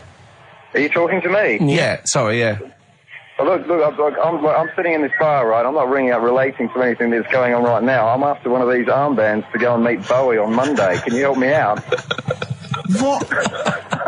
What? Piss off. You can't say that to our public. Yes, I can. What I can't bear is people begging, Rick, on the radio. You know, I can't bear it. Is that the Australian People bloke just who's got the Bruce scrounging Springsteen over tickets? Hello, XFM. Hello. Hello. Are you phoning up for an armband? No. Okay, great. Gene Genie, of course it is. Well done. Well done. Right, what's your name? Everyone else can ring off now because this. Well, she might not take the challenge. What's your name? Hello.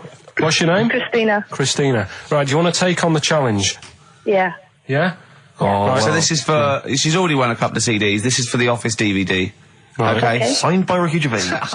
So she said, yeah, it's a nudist speech. So I said, well, what? I said, we're all mixed, it's all mixed up. Normally on a nudist speech, it's a nudist beach, and you don't go wandering on there when you get your clothes on and that. So it annoyed me a bit, because there wasn't any signs. So this fella's getting closer. Well, the knob out was a sign. Yeah. Right, so he's getting closer, and he walked past me. It was an old fella, and he walked past and he had a hat on and a little pipe, and a big rucksack on his back. Right, so he got me thinking. Not strictly naked. I'm walking along, and I'm thinking, right, why do people want to do this? So straight away, I wasn't on holiday anymore, because most of the time when I'm on holiday, I don't think about anything. Right? Your mind's a blank. I just switch off. Right? But all of a sudden, this has got in my head now, and I turn around to look at him, and check out his arse. And this bag, right, I swear, it was massive, right? What? You had a massive bag? The bag. His rucksack? His rucksack. Oh, right, okay. When he said there was an old couple coming towards me, I said, what was lower, the bloke's bollocks or the woman's tits? And he said, well, that was another point, she might as well have worn knickers. Because that's what he said to me. So you saw the bag? So it annoyed me, yeah, because the whole idea in it, this is what I think, I mean, I might be wrong, right? Might be wrong. Chances you never have been. You never have been before. Being nudist, right? What's it all about? Because my auntie Nora, she same thing. Pumped her with loads of drugs. She used to have a cabinet next to the bed is like boots. She's got loads of stuff, right? For all sorts of stuff. And, I mean, she's not that old, but she's on loads of stuff, right? She's a bit coked up, is she? She called up my mum once.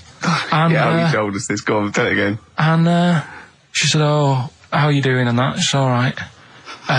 Bit worried though. My mum said, why, what's up? She said, I've been breaking wind. So she goes, well, you know. She says, no, but this one is going on and on and on. And she was like, she was like, what do you say? What's like passing wind, farting for 5 minutes. One thing, not like, you know, trumping and then nothing. Yeah. Continuous drone of a fart. I'm eating. Hey? I'm eating. So am I. Carl, you have to carry on. Right, yeah. We're all eating. Crisps, food crisps. So last week, yeah, you were playing your feature, that song, I Shouldn't Switch Off because I'm enjoying the story. Yeah. And we played Living for the City, only you played the single mix, which doesn't have the entire second act, if you will. Yeah. So, Carl, you've not heard it before. You're excited. Heard it before. You're excited to hear the second act because, as far as you're aware, there was a young guy. He's living with his family. They're fairly impoverished in Mississippi, but you know they're happy. They're getting on all right.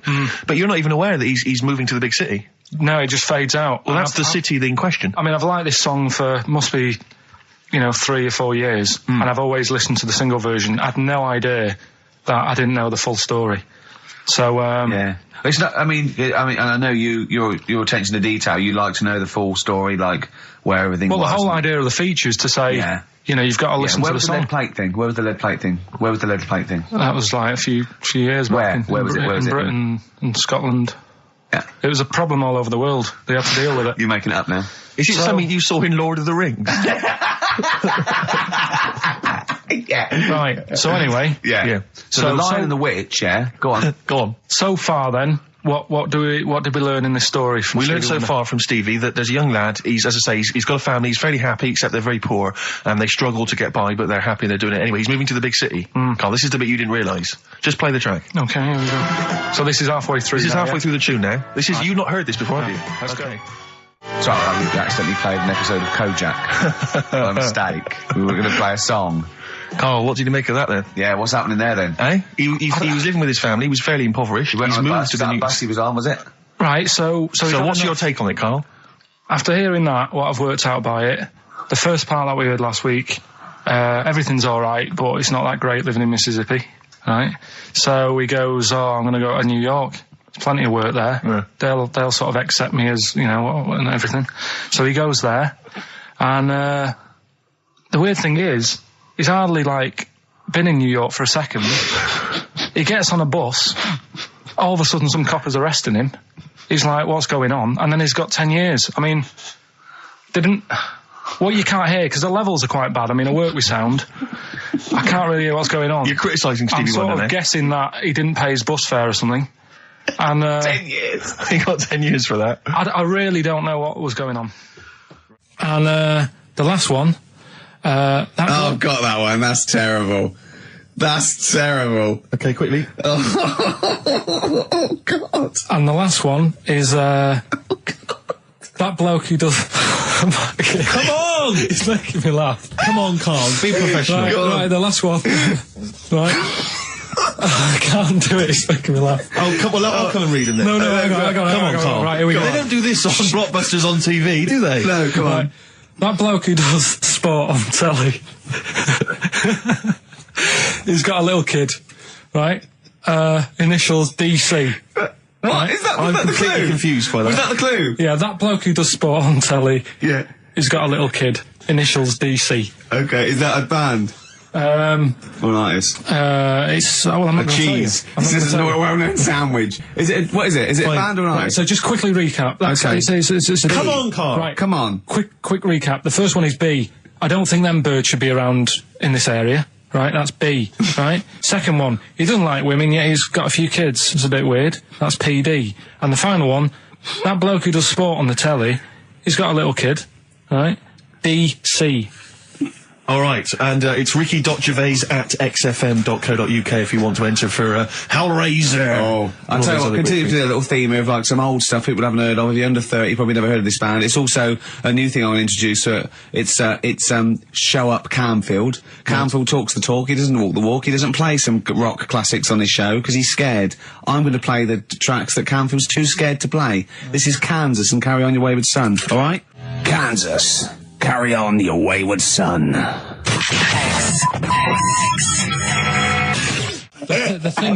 thing that I wanted to tell you is money for old rope. Do you know what I'm saying? I can't even be bothered. Yes, you're going to tell me now. Come on, Karl. Right, I mean it. Basically, money for old rope came from the right. What was all that about? You can tell someone's weight. What was all that bonus for? fact. And blind blessed shitting himself. What are you? What? No, don't you? No, tell me that now. You nearly made me swear. Then, I'm getting really annoyed. I'm getting really annoyed now. Tell me this back, Karl, or I'm going to go mental. Come on, Karl, time's running out. More that people years ago, when people used to be hung, right? Right. If you didn't like the person who's been hung, you'd go, God, I really don't like him, and so you never forget the Because time. if they're being hung, we take that as read. Yeah. But, so they never forget afterwards to get the hangman to get the rope and to cut it up into little pieces, and he'd sell them. He'd sell the little pieces of rope to people. See, Karl, that's the most interesting thing, if it's true, that you've come up with. Right, okay. And so so they sell the rope? They sell the rope, and it's money for old rope. Money for old rope. Meaning, like, you know, God, it's easy to make money, that all they have to do is cut it up and sell it. I'm cynical. Right, there's a little midget. Right, there's a circus. I'm loving it already. Circus going on somewhere. I think it was in America. And is that present day or old times? I'm talking like in the last 3 weeks. Okay. Right, little midget. Circus, really packed out show. People are loving it. Steve, you'll ask the same question I did. I know. So there's a little midget jumping up and down on a trampoline. That's what circus is. Right. I pay good money to see it. So everyone's clapping, and he's getting carried away. Because he can't believe they're loving it. I didn't know they'd like a little person on a trampoline, but they love me. But you know what it's like when, if there's a crowd of people sort of encouraging you to sort of go higher and stuff. Yeah. And I'm sure he knew it was getting out of hand. But he was jumping and he was coming down the road going, higher, and he's going really high in the air, right? So he's doing this, crowd are clapping. There's a hippo, right, just sat next to the trampoline getting ready to come on and do his act. Oh, right, I thought he was in the audience. Getting ready to do his act, Steve. Yeah. So he's a ventriloquist. What do you mean he's sitting by the trampoline waiting to do his act? Because why does he sit in the dressing room and they go, 5 minutes, Mr. Mus, 5 minutes, Mr. Mus. So anyway, right, so the hippo's there. He's getting annoyed, is he? Because the midget's he's going, how can I follow this? This is really annoying. They're going to be, no. So he's thinking, he's already done the trampoline, my pogo stick act is never going to work. Yeah, go on. So there's a hippo waiting. See, it's a great story, and I just know he embellishes it or it gets slightly wrong. Go on. So there's a midget jumping up and down. The hippo's getting annoyed. The crowd are going mad. The midget's loving it. Can't believe his luck. Although you think he probably knows is dicing with danger. Yeah. So, next thing you know, they're all saying higher. He gives it one big, like, heavy sort of landing on the trampoline, goes really high, but goes off at a funny angle. Oh. Hypotenuse. Okay. Yeah. And sort of flies up. Hypotenuse! Sure. Flies off at a funny angle. Oh, dear. Hippo's there, swallows him whole. Crowd are clapping, thinking that's why the hippo was waiting there. Rubbish. Rubbish. Right, that's Aqualung. Good time's gonna come, innit? Right, Karl, come on in, educating Ricky. So, don't let the cat out of the bag, that's where that comes from. Comes from a crafty butcher. Right, go on then. So the next little headline is, Wash Up With You. Wash up with you, go on. You want to know about that? Yes. It's a survey that they did this week. They? Yeah, some university did some survey. Brilliant. Did a world test on washing up. Yeah. And each country were given 140 pots to clean. Brits were the quickest. Yeah. Turkey were the slowest at washing up. The Turks. It's not because the little fellas that work in the kitchens with no... Is it? They can't reach. Spain were the cleanest, and the Germans were pretty good as well. So... I don't know where to start with this. Honestly, Steve, I don't know where to start with that. Look at his face. It was really light, right? We've had the parrot, right? These are things that I found. Found the parrot, right? I've told you about the dog in the car wash. Right, you didn't tell me about that. You said there's a car wash for a dog. That's all you told me. Yeah, the but parrot, you said there's a parrot. What? It's a problem at funerals. Yeah. That's nothing. That's nothing. That's nothing. Do you understand? And they used to eat cats. what else have we got? Travis on XFM 104.9 on Ricky Gervais with me, Steve Merchant and Karl Pilkington. We're doing Educating Ricky. Right, final one. Come on, Karl. Right, what was it? It was, why don't they just get a diary or some paper or something to write on? Yeah. Because snappy. I couldn't think of a heading for it. It's basically, Go on. people who have tattoos, I've never understood it, right? That they have something put on their arm. Right, sorry. Have we started the educate? Is this part of it? Are you educating me? This is something that will be useful in my life that I didn't know about. Yeah. Go on then. No, it's just that they've got a machine out, right, that does tattoos. Tattoos. You come up with a design you want, and you sort of this machine scans it, and you put your arm in this thing, and you press print or whatever, and then it does the tattoo on your hand or on your What, like arm. loads of little needles that follow a pattern? Yeah, the computer, basically, yeah. Is it a real tattoo? It's a proper It's a proper one. The fella said, Well, as long as it goes out, it pierces the skin with a. I just wondered if it's one of those kind of, those kind of... No, it must be lots of little needles or a moving needle that can go Sorry, along but it. how is this cleaned, like, in between each person? I don't know. Well, no, as long it's only that if it's one needle, it's just the head, isn't it? If it's one needle that moves, and does it like like loads of little. What are we gaining from a machine doing it? Just because they're not going to sort of mess it up. But hold on, how do you keep your arm still? Because your skin moves slightly. So the machine it's won't. sort of strapped to your arm. Right, And so the it's fella, spread- I mean, so the it- fella said that the tricky thing was in all this, it was the fact that, nobody would let him test it out on anyone else, so he had to do it himself. But did it work? Because the thing is with a tattoo Yeah, it artist, works, they can see when your skin's moved and they can see what they've done and they keep wiping it and looking, whereas a machine's just got to trust itself. So I think one needle could go wrong. If it was a lot of needles, that it just came down, like, 1,000 needles that was an imprint. Yeah. But obviously I'm asking someone who hasn't delved any further than there's a machine that can give you a tattoo. That's all you've got at the moment, isn't it? Well, basically. That's all you've got. I mean, that's what I've got, because I'm not a fan of tattoos. I don't. But where did you read this again? This was Internet? This was on the internet. Yeah, it was. Yeah. Okay. And I just don't understand why people do it. That's what got me attention. Because me. Sorry, what have I learned from this? That if you wanted to get one, you can get one done by a machine now. Well, you'd think it'd be Bughead, wouldn't you? What? Well, you'd think it'd be Bughead, wouldn't you? You'd think it beat No, you'd think it'd be. Yeah. You'd think it'd be Buggered, wouldn't you? Bughead. Bughead. This can't be. If this is anything with a bug living without a head, I'm not interested. Because we've done it. All you've done is fun. Let's just do what a cat. So it is that. Do that one first. Which one? Which one are we doing? No, do the bughead one. Right, well, the bughead one. Well, we've talked a lot about animals and that, haven't we, without heads. Surprisingly, we have. I think a disproportionate amount on it. If you're a new listener and this is the first time you listen, you'd be surprised. Yeah, we've done all that. We've covered worms. The way if you cut their head off, it grows back. If you don't cut too high above its neck. We've covered the chicken, the fella who blinked. Yeah, I can't go into it again. Right, let's not go into it again. We've had the chicken with no head that lived for 8 months. Yeah, and we've had the cockroaches living for a week without an egg. Right, okay. Well, it's a bit more on the cockroach front, really. Right. They've found, right, that if you get a cockroach and you cut its head off, right, and then you find a cockroach that's still got its head, but it hasn't got any legs. Right.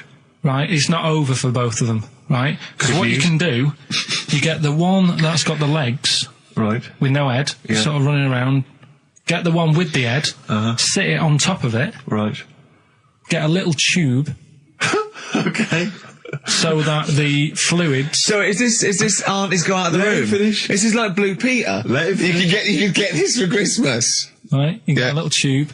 You sit that on top, so the bodily fluids are still running between the two. Right. The head of the one on the top will control the feet of the one on the bottom. Okay. What about that? Good. And will it continue to live? Yeah. Okay, you don't know that for sure, do you? That was just a question out of the blue he wasn't expecting. Well, what do you think of that?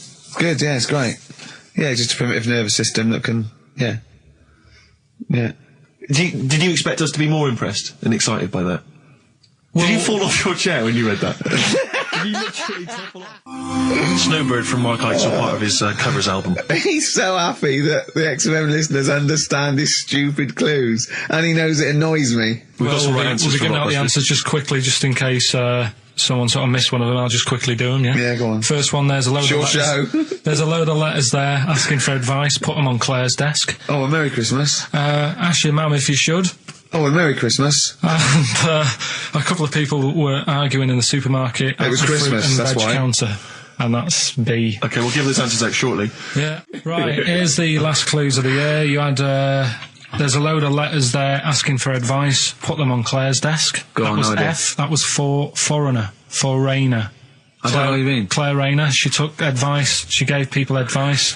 So that's a foreigner. That is shit. Right. I'm sorry. That might be Christmas. That is absolute A garbage. lot of people got the right answer. I know. Yeah, well, that annoys me even well, more. Yeah. Actually, a bit of extra monkey news if you want it. Okay, always. Do you know the Monkey News Extra. Go on. Do you know the Halfords ads?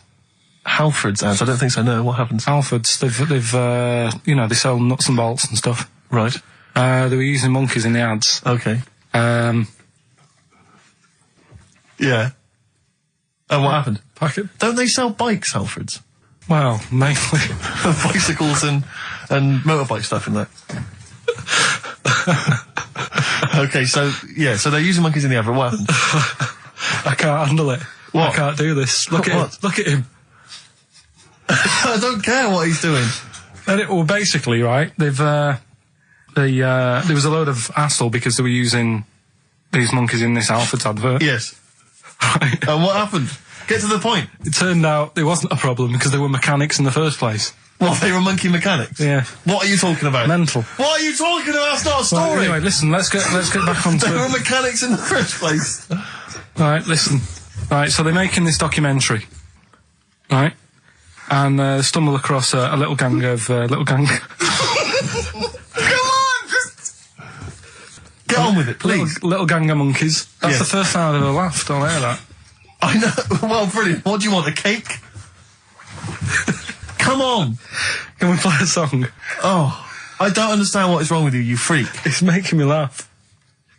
Just tell us the story. All right, then. All right. So anyway, right, so there's this documentary being made. They found a little gang of monkeys. Well, Right, play a song. I don't know what's going on here. I apologise. It's as if you were looking forward to monkey. Oh, chimpanzee that monkey news. Excellent. Okay. Right, where were we? We would just start again. There's some people making a documentary. For what? Okay. Making a documentary in a jungle and that. Right. Stumble across a little gang. Okay, come on. All right. A little gang of monkeys. Yeah. Oh, come on. So the camera crew are there filming it. Yes. Everything's going normal. It's all fine. Nothing odd about it. Okay. They're not running a restaurant, they've not got any barber shops, nothing. No. Just regular monkeys going about their business, yeah. So anyway, what normally happens is the monkeys stick with the partner. They already do what? They don't sort of sleep around and that. Once they find the girlfriend or the boyfriend or whatever, yeah. they stick with them, right? Okay. But anyway, they were watching this one, right? And it's going around a bit, sleeping around. Oi. And it was getting fatter. They thought, this is a bit odd. Yeah. Right? So, followed it round. And, see it having it away. Turns out, little prostitute.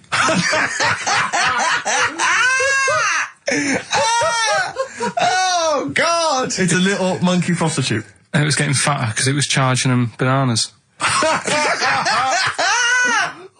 a load of old rubbish. Charging them bananas! What was it, a boy or... It was a... Woman. Little woman monkey. That's the most extraordinary monkey news I've ever heard. Oh! And another bit, this was the best one, right? Grab it! Right, there's this fella, and he was on his bike, right, Yeah. cycling to work or whatever, and he sort of sees this thing in the corner of his eye. Right? Literally in the corner of his eye. Or you mean he saw He just said he saw in his something. peripheral He vision? saw Okay, something yeah. and thought, what's that? Yeah. So he thought, oh, doesn't matter, whatever. And he stops off at a cafe, right, Yeah. get a little scone, a tea or whatever, and he goes in there and he's sat down, and the waiter comes over, he says, yeah, what do you want? He says, I'll have a scone and a tea. He goes, all right then. So he goes to get it, comes back. As he puts the tea and the scone down, his face is like, what is that, right? Like a look of frightenedness on his face, right? Drops the tea and legs it. So the fella's going, what? So he legs it after the bloke and goes, what? And he says, oh, something came out of your nose. That was massive. Sorry, something came out Listen, of the this guy's is all serving. true because people would have watched it, so don't start saying it Sorry, didn't but hang on, happen. I just need to clarify. The guy on the bike... I don't believe he ran away. Wait a I minute. don't believe he legged it. I don't believe he had a look of frightenedness on his face, and I don't believe he said something massive came out your nose. Wait a minute. And I don't even believe he had a cup of tea and a scone. These are the things that I think are embellished. But who had something coming out of his nose? Was it the guy serving the scone? The one who was on the bike who ordered the scone, Yeah, but what it was came it? out of his nose. Yeah, what was it? Came out of his nose. right? So he goes home and he thinks, I've got to sort this out because it's not good and that. So he But sat. what? No, it was out of his nose. So you mean it poked out of his nose? It didn't come out. It just said hello and then it... It was like the maggot in the head. Yeah, he just yeah, popped, it just- popped his head out, had a look around and went back in. Why did the bloke drop the tea and run? Well, it's weird, isn't it? All right, so he goes home. He goes home and he goes, oh, God, you know. So he sits in front of the mirror and he's sat there waiting. This thing comes out. Again, sort of looks round, goes back in again. So he goes, oh, No scones. right.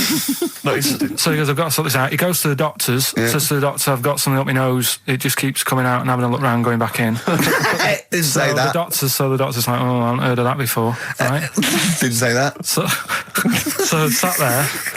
He does it again. The doctor looks, frightened again. Runs away. Yeah. Well, He's got a look of frightenedness on his face. He had a look of medical frightenedness. Yeah. He dropped his stethoscope and legged it. It's the best of. You've been voting in all week, sending your emails. So here's the clips that you wanted. All right, so here's the first bit. What's the best job you've ever had still, Carl? Talk like about it. Is still Paper round. Is it still the paper round? Yeah. That's ridiculous. No, it was good though. If you look at it, like, what I liked about it, you're your own boss. No, you're not. You're not your own boss. No, the guy The runs news the news agent agent. is your boss. All right. But then once you get out and you've got your papers and that, you sort of, you're on your own. Do you want can as long think as you about deliver the stuff. papers exactly to the places he said you are in the time he said? Yeah. It's and I do. freedom, isn't it? Any jobs you wouldn't do? Go I've just thought of one that you wouldn't do on. with your sort of mild homophobia. Well, I'm not. Proctologist. What's that? Basically sticking your finger at other people's arses. Right, well, no, I wouldn't do that, no. Why have you got to do that? What do you mean, why have you got to do Why that? does anyone need that doing? Because they got to look if they've got an arseache or something. Which trainee doctor makes that their speciality? Do you know what I mean? That must be, right, we got a place for proctologists, and it's you, Meadows. You came last. Oh, seriously, what? I'm not the arse doctor, am I? Yeah, you came last. Oh, I'm a bum GP. I can't believe it. Yeah, you got to, I can't believe this. Yeah. I remember, I was on I don't know if this is alright to talk about. I mean, it happened, so, you know, not worried It's all about right to talk about. Everything's all right to talk about. But I was on the train, right, coming from Manchester back to London, right? Yeah. And got on it. It was like a Friday night, and it was heaving, you know, like the last train is and all that, and absolutely chocker. Right? Yeah. So I'm walking through the carriages, thinking, oh, is he in his seats anyway? Anyway, everyone's like, it's heaving, right? It's people stood up in the doorways. You can't get in the toilet and all that. There's not going to be any chair knocking about. You know, so walking through, and anyway, I see this one empty chair sort of in front of me, right? Think, oh, why ain't anyone sat there, right? I'll just rush to that, get I'll get myself a seat, plonk myself down, right, and sort of turn round, you know, see who I'm facing, you know, see who you're sort of having a chat with. Little fella there, right? Little, Down syndrome kid, Right. Sat there, and he goes, all right. And I thought, oh... Right, not bad, but do you know what I mean? They're always talking, aren't they? They ask a lot of questions. Right, so I was like, oh, here we go, 2.5 hours. And I couldn't get up because the thing is, that's obvious. Sure. Right, so that's like mean. I'd never want to be mean, do you know what I mean? No. At the end of the day. So anyway, so I think, I know, I'll go to sleep. Clever. Right, so I shut my eyes, and he leaves me alone and all that. So then my phone goes, and I think, right, what do? Do I ignore it? Or do I open my eyes and see what it is? Anyway, I open my eyes, it's Ricky calling about something. About nothing, probably, actually, thinking about it. It wasn't even worth answering, right? So anyway, but I'm awake now, aren't I? So he's like, hello? And I'm like, all right, mate. And he says, you're muscly. You're right. Oh, God! And I said, yeah. And he goes, you know, why? So I said, no, just am. It's, again, stressing me out, because I was thinking, why am I muscly? I don't go to the gym. And, you know, I mean, I'm not muscly, I'm in good shape and that. Well. So then he wants an arm wrestle. On a crammed train from Manchester, so I've got another hour and a half of this. When you talk back, he'd soon have got up and left. If you'd have started asking him questions, he'd have got up and left with the drivel you come out with. So anyway, do you know when you're under pressure, you're thinking, well, he's said that I'm muscly, right? So do I do it or not? What? And there's people watching, you know, not joining in, not sort of having a laugh and that with me, just like watching but pretending they're not. Oh, and I'm God. at one of those table seats, and he kept saying, come on, I want to arm wrestle. So, and he was getting loud, and I thought, I best just have an arm wrestle. What do you mean? What do you mean? I best just have an arm wrestle. Well, what do you mean? Get it over and done with. I had to... if he's going to keep asking, I had another hour and a half on the train. Oh, God. So anyway... Oh, my God. I'm thinking who won. Well, Well, were people putting bets on? It was working. It was stopped, and just as well, really. What do you mean it was stopped? Was it game? No. He was winning. I was struggling a bit, right? Yeah. And he was really like, you know, taking my arm down. And then he sort of let go and started laughing. And I thought, thank God he let go, because I would have made, you know what I mean? If I lost that, everyone's in the train looking, and all the rest of it. I never felt it suddenly serious to him that he's got to win this. Anyway.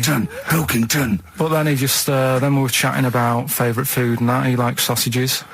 And I said, you know, he said, do you like sausages? I said, yeah, they're all right. I like a bit of Chinese and that as well. And he was saying, oh, I can't have Chinese. Not allowed Chinese. Why? Don't know, he just said, it's not allowed to have it. But yeah, I had a good long chat about stuff and that, but... So you enjoyed it in the end? In the end, it was all right. Yeah, it's just. What do you expect? Okay. No, but it's that thing, isn't it? It's whenever you're faced with something different, it's always awkward, isn't it? And that's the thing. You're talking about him now, are you? And I think I did all right because everyone else was ignoring him, but I probably made his day pretty good. Yeah. We were a nice bloke. I like the idea that newlywed couple are probably thinking that's going to be a similar journey down to Cornwall. Karl Pilkington in the chair now. The talked about, the acclaimed educating Ricky. Right, well, just in case anyone's new, doesn't normally listen. Yeah. Basically, I'm educating Ricky. Yeah. Do a bit of research in a week, find stuff, news, history, anything that's interesting. 3 stories, I give them a nice little headline. You take your pick. Yeah. Between now and 3, you're going to learn 3 things. Yeah? Yeah. So, the headlines are, I'll be no buying one of them. Give us that again. I'll be no buying one of them. Nice, okay. Yeah. We've also got hippopotamus news.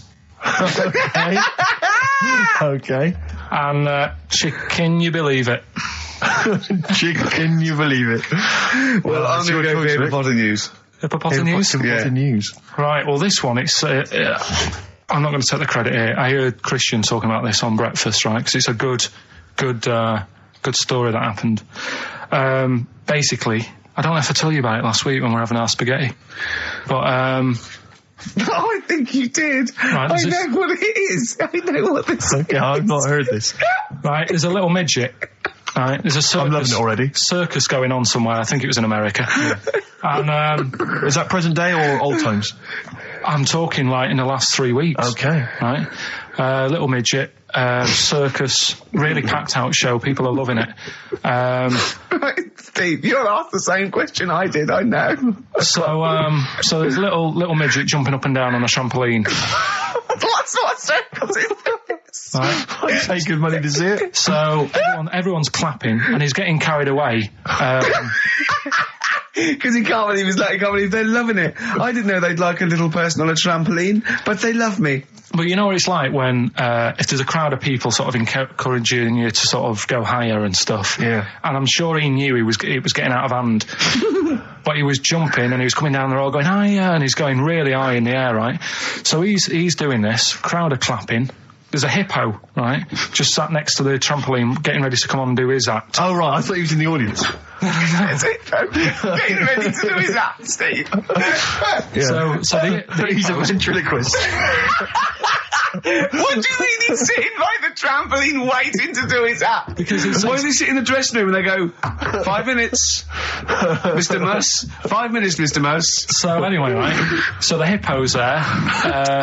He's getting annoyed, is he? Because the midget's he's going, how can I follow this? This is really annoying. They're going to be, no. So he's thinking, he's already done the trampoline, my pogo stick act is never going to work. Yeah, go on. So there's a hippo waiting. See, it's a great story, and I just know he embellishes it or it gets slightly wrong. Go on. So there's a midget jumping up and down. The hippo's getting annoyed. The crowd are going mad. The midget's loving it. Can't believe his luck. Although you think he probably knows he's dicing with danger. Yeah. So next thing you know, they're all saying higher. He gives it one big, heavy sort of landing on the trampoline. Goes really high, but goes off at a funny angle. Oh, hypotenuse. Okay. Yeah. And sort of flies up. Hypotenuse! Sure. Flies off at a funny angle.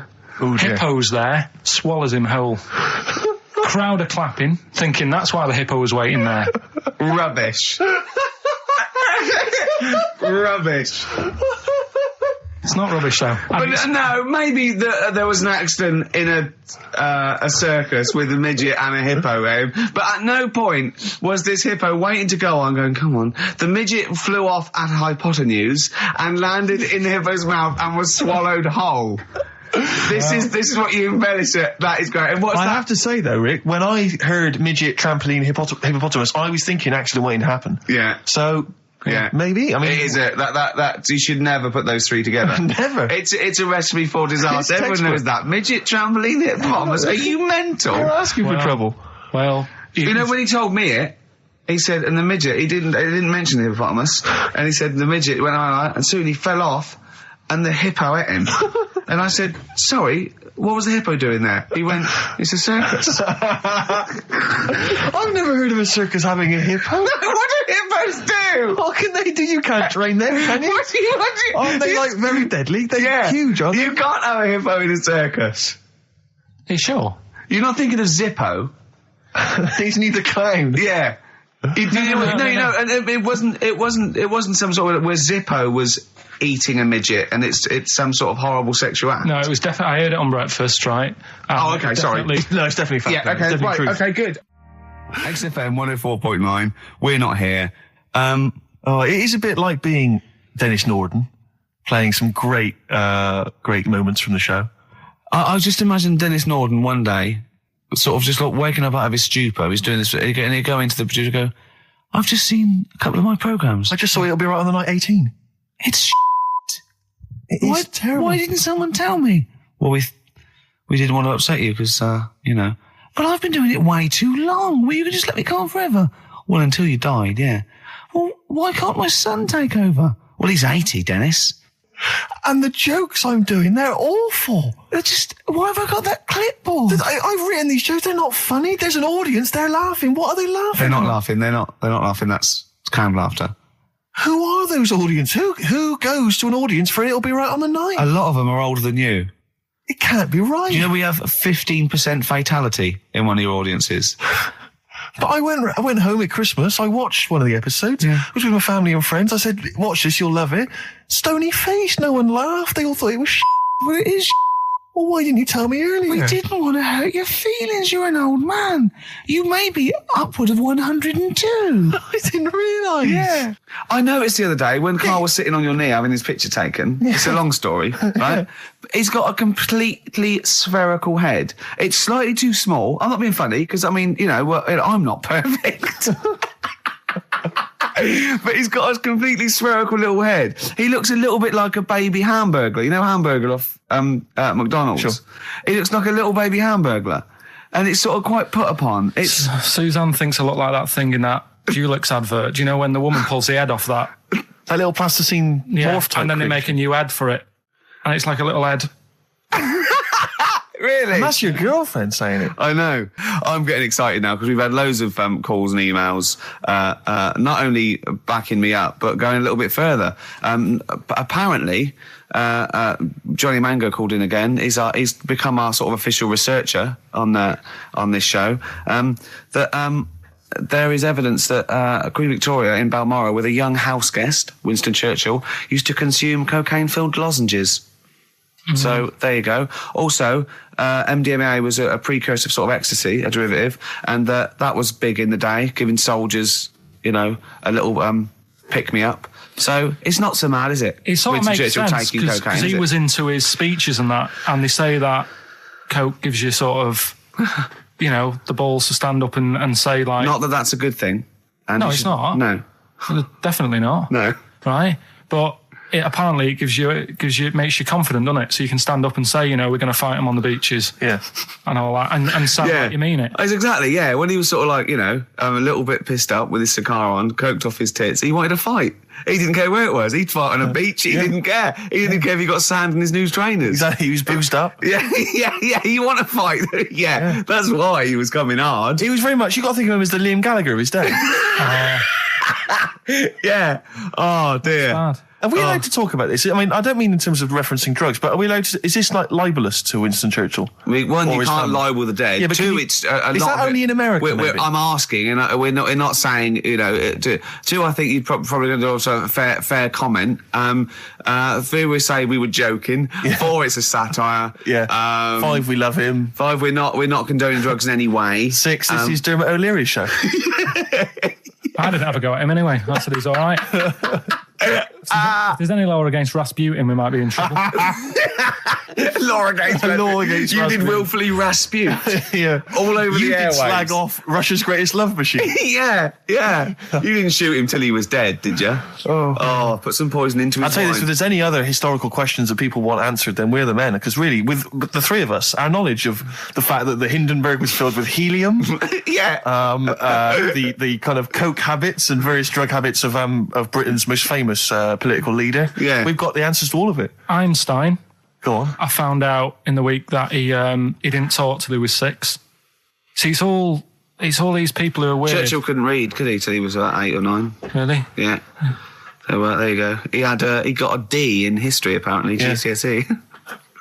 Just one better. And the story, it's all sort of, how he's being pushed about by his Again, wife. that's not literally. By his wife, she's wheeling him about. What do you mean? He's wheeling him about. They go to a party. Everyone sort of looks round and looks at him. What makes you think that he's in a wheelchair? What's the clues? What's the words? There's loads of little things. There's like I say, something about his wife walking around with me and all that. Well, of course she is. She's pushing him about. But walking around. If someone said, she was walking around with me, I'd think they were both walking round. There's a few. But that's not. There must be another. There must be a reason why you suddenly thought that fella's in a wheelchair. Right. My wife's walking around with me. Put on your makeup, and I feel alright. No, and she's always saying, "Do you feel all right?" And that she's always asking him how he is. Yeah, but she's just listen. Let me play it, right? And try and picture the scene, right? But now I'm only thinking of a little fella in a wheelchair. We'll have a listen to it, and just everything that's been said. Okay. Understand why I'm thinking what I'm thinking. No, never. Right, you ready? Yeah. No clue yet. Yeah. He's just sat there watching, probably. No. There's no. Wait until he's done. Yeah, no clue. Okay, no, that's all right. Right, that's just a woman getting ready, and he's fine. Yeah, he's just sat there, and he's got a great pair of legs. Right, well, he's sat there in the wheelchair watching. No, he's not in a wheelchair. Listen. Right. Yeah. Everybody looks at him. No, her. He's saying she turns heads. Walking around with him. Yeah, walking around with me. We're both walking around. Are you all right? Yeah, nice thing to say. He's all right. Right? Yeah, he is all right because he's got a great pair of legs. Right, he might not have any legs and that, but he's happy. He has got legs. Right. He has got legs. I don't know why you think he's in a wheelchair. There's no clue whatsoever. It seems to be based solely on, do you feel all right? Yeah. Which she's just only saying say that because they're together at a party. Maybe he doesn't know anyone else there. Leg. Right, just hang on. So he can't drive. Because he's drunk, probably. He's had a great time. He's been dancing. Puts him to bed. Because he's drunk. Well, is he though? He's turned out the light. His hands work. Is that it? Yeah, there's no clue. But the thing is, that's what I'm picturing. But that doesn't mean it happened. You picture people that are half man, half moth. It doesn't mean it's possible. Do you know what I mean, Karl? What you think is usually not true. Suzanne is totally right. There is no reason. I have never, ever thought that Eric Clapton was singing about a little fella in a wheelchair. And the one clue in that, there's two, isn't there? Are you all right? Oh, let me say that, little cripple. Right, and I'll give her the car keys. Oh, why is she driving? He ain't got any legs. Pushing him around and that. No, pushing him around. So we'll do one more next week then. Could do that again. It's fantastic. Waiting on a Friend by the Rolling Stones. Yeah? Go on then, Karl. On XFM 104.9, Ricky Gervais, Steve Merchant, Karl Pilkington. Go on. Right, this one. Remember Blockbusters? Uh-huh. Right, this one is good, and we'll do this one. Rockbusters. And remember how Bob Holness used to give you a letter? Yeah. And it'd give you a question, and the answer to that question is that letter. Yes. Right, well, it works like that. So if I said to you, we'll test it out on you, Steve, right? Right, welcome to the show and that. Hello. Let's play, right? And I say, right, your first one is W. Mm-hmm. And the cryptic clue, because it's done like crosswords. Okay. So not quite like Blockbusters. Well, this young man prepared for his death. And it's a W, so the answer. And it's not always going to be like our sort of music, it can be any sort of music that's out there. So the W is the name of the answer. I understand that, but is the answer always the band name, or is it? Yeah. It's always the band name, is it, or the artist? Yeah. And so would the W be the surname, or would you have both the initials if it was someone's name? Would Elvis Presley be EP?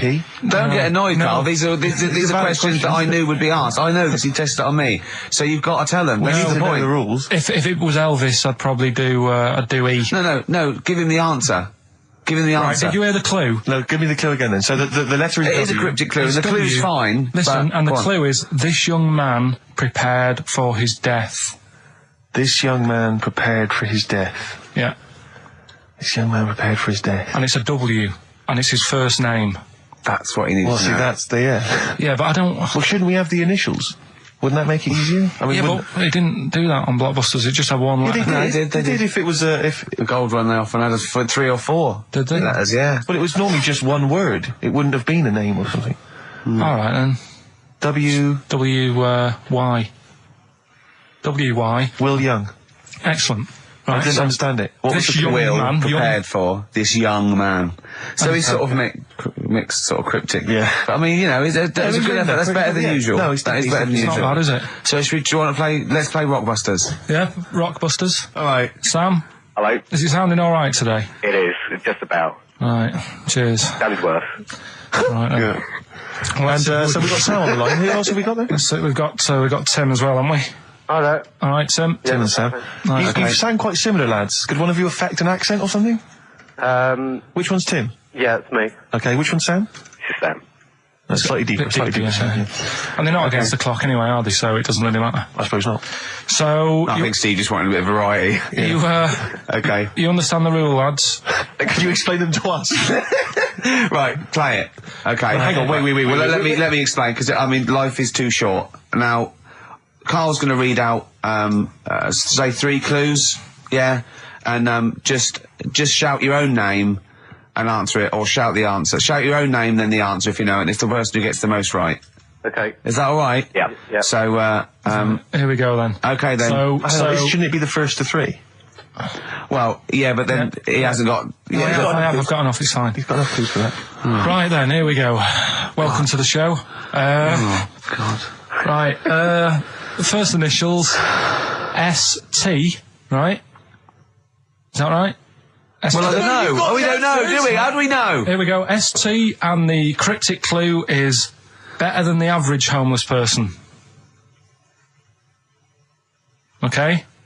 Sorry, I think... Is that a band? Yeah. Is it an old band? Yeah. I think that's one word. Alright then, S. It's an old 70s band. Better than the average homeless person. Tim? Go on. Supertramp. Yes. Supertramp Well it done. is. Yeah. Well done, 1 point to I have you, no idea Tim. why that's right, by the way. You don't understand why it's right? He's a super tramp. Oh, right. Better than the average homeless cryptic, person. yeah. Yeah, cryptic. Yeah. Okay, second one. Come on, Sam, you got it. That's actually quite good for Carl. Trust me, Tim. Take that as a good clue. Because, yeah, okay. We won't do this again. Wait, 1-0 Right, to here we Tim. go. Right. F. The letter is F. That's the next one we're moving on to. And the cryptic clue is, the little girl is hungry. What shall we do? The S or F? I've got it. F. Freddy. Sam. Peter. Yes, 1-1. Feed her. He's pulled out of Feed her. Yeah. Feed her. Okay. Yeah. So that's 1 each. So this is the decider, isn't it? Wait a minute, ITV are on the phone. Well, you said first to 3, so no, it's not, is it? That's what I said. Just do the 3 clues and who gets the most. Okay, well, we can do that now. So, here we go. I love this. This is rubbish. Go on. So, here's the last one. The initials are AK, right? And the cryptic clue is exploding pet. Shout out your name if you know it. Last orders at the bar, please. Last orders at the bar. Exploding pet. AK. You're tuned to XFM 104.9, Karl Pilkington's quiz, Rockbusters. The format is still available. The highest bidder, please give us a call, or you can email ricky.gervais@xfm.co.uk. Is it a band or a singer? I'll give you a bit more of a clue. It's a pop band. Okay, we wouldn't... Sam. Tommy Kissam. Yes. Hey. Oh, this is amazing radio. So who was that that won? That was Sam who won. So it's 2-1 to Sam. So he wins What does he win, Karl? He wins some CDs and some videos. No, he's got obviously now, Sam, if you're ready, take the spot, you're going to do the gold run. Away you go, Karl. I haven't got any more. You're a fool. Right, stay on the line, we're giving both some presents. Play a record for... Rick, I'm going to shoot off. Not come! XFM 104.9, we're not here. This next clip is one of my favourite clips. Look, it needs no introduction. Here it is. Another holiday. Well, it wasn't holiday. It wasn't holiday. Well, it was. You had 5 days off work. Why isn't it holiday? You had 5 days not working for a living. You know how many days holiday gets a year now? 29. Oh, that's more than teachers, isn't it? It makes me sick. It makes me sick. Well, I know the kind of hours you work, Rick. It's mad. I mean, if you're not in work by midday, you're furious. No, but I mean, I'm always... 29's normal for the normal working person. Yeah, but, you know... And anyway, it wasn't a proper holiday. I went to see my mum and dad. It's nice to see them and everything, but it's not holiday, is it? Why? It's not going away. It's not getting on a plane, is it? Going away. Oh, is that definitely a holiday? What happened before 1950? I don't know. People used to go... Yeah, exactly. People used to go to Blackpool or Brighton. That was holiday. Yeah, but I didn't Where did go you to... go? Went to Wales. There you go. Lovely holiday. Lovely holiday. Have a holiday in Wales. That's what they say, innit? Come to Wales and have a holiday. That's what they say, innit? So come to Wales and meet your parents. Come to Wales and have a lovely holiday. Right. Well, anyway, it was good and that. It's always good to see him. Right? Yeah. But week off work. Do you know like my mum likes gnomes and stuff? Yeah. Right. Of course she does. She's lived with one for 30 years. She said, get your dad to take us to this park where they've got 6-foot gnomes and stuff, right? Have a walk about. Sounds like a nightmare. Yeah. Sounds like a living nightmare. Keep an eye on Karl. So anyway, he stood still for 2 minutes. Someone bought him. No. You can't buy them and that. It's like a little exhibition thing, yeah. Right? And it's part of a hall, right? This big hall that you have to pay to get in. But we didn't want to see the hall. I just wanted to see the gnomes. Of course you did, yeah. So anyway, my dad says, yeah, well, we can get in there for free. Of course he did. Clever. Right? So we parked up on this little country lane, right? No one about. We walked How much down, was it to go in? Like £2? about £3 each. Yeah. But he said, well, yeah, but if you don't have to pay, do you know what I mean? You enjoy it even more, don't you, when you're walking about and you think, I've got this £3 in my pocket, no one's having it. Yeah. Right? No, looking over shoulder for a bloke with a peak hat saying, can I see your ticket, please? I wouldn't enjoy it more, no. Go on. Yeah, but you don't worry about it, do you? You got a bit of money now then, Rick. You've changed. So anyway, so we had to walk across about 4 fields. For £3! Right? And what happened was, we're walking through all these fields and what have you, big grass and muddy bits and all that, 'cause it'd been raining, and climbing over fences and stuff. And we're in this field, right? And I look to my right, and there's about 30 cows all staring at us, right? And Suzanne started to panic a bit. She said, we shouldn't be here. And Dad says, of course we can. We're allowed to go wherever we want. You know, all this land, it's ramblers' rights and all that stuff. Yeah. And take a cow if you want. So, unattended. Serves him right for leaving him in the field unattended. I'm having one. Yeah. I keep us fed for a week. Across. Anyway, these cows start surrounding us. Surrounding us. Oh, brilliant. Oh, no. Face off. And Suzanne's panicking, going, this isn't right. We're not going to make it to the fence in time. They're moving faster than us, and he started sort of running a bit. Wow. And it's like some kind of bovine West Side Story. Don't a gang of cows coming at you. Don't worry about it and stuff. But my dad had to sort of stand there and like wave a stick at him. Of course. And we got away, but Suzanne was like having a bit of a sweat on. Got away. Saying, we could have got killed. Sure. And my dad saying, no, it never happens. And I just wondered if it does, if there's a risk of... Yeah, it is rare, but there's been a couple of cases of being trampled by cows. They're not aggressive, they sort of run through you. Well, they're aggressive if they've got a calf. Did you have kids? What? You had kids with them? Kids, yeah. That's goats you're thinking of. Yeah. Maybe they were trying to sneak into the gnome thing, and they were worried that, like, if too many people did it, and they thought some cows, we can just sneak in. They were cows, trying to, no one's expecting cows. And the cows were going, walk upright like you're human. Don't walk upright. They thought you'd blow their cover. Yeah. Yeah, people have been killed by cows before. Yeah, that was like the highlight, and then... So when you arrived there, you were presumably covered in mud, looking like something that had just come from Glastonbury, staggering around this exhibition. It wasn't that bad. It was just like a woods, and it had like a funny sort of funeral, like a graveyard thing. Right. Yeah. With bodies sort of hanging out the ground and that. And we had these 6-foot gnomes. Right. And then we just set off again, walked back. But you sure this wasn't a dream? No, it was good. It was good. And called up Ricky. I said, right, are you about? Have a chat and that. So he said, I'll just come round. It's a nice day. Have a drink and what have you. So I got round there at about 6:30, right? Go up to his door, knock on his door, right? He stood there with his tackle out. Oh. Yeah, what did you make of that? What was wrong with that? What do you mean, what's wrong with that? Why were you looking at it? Why were you looking at it? I tried not to look at it. But again, you're always sort of attracted to it, aren't you? Kind of like... I've never been attracted to another man's tackle. I don't know what you mean. You can't help but have a little sly look. And especially when it's there. When you ring the bell, and I mean the one on the door, right? And that's hanging out. And does he dress to the left or the right? It was to the left, right? Yeah, it was left, yeah. Just popped it out of my shorts for him. Just popped him out of the shorts. Should have seen the state of him.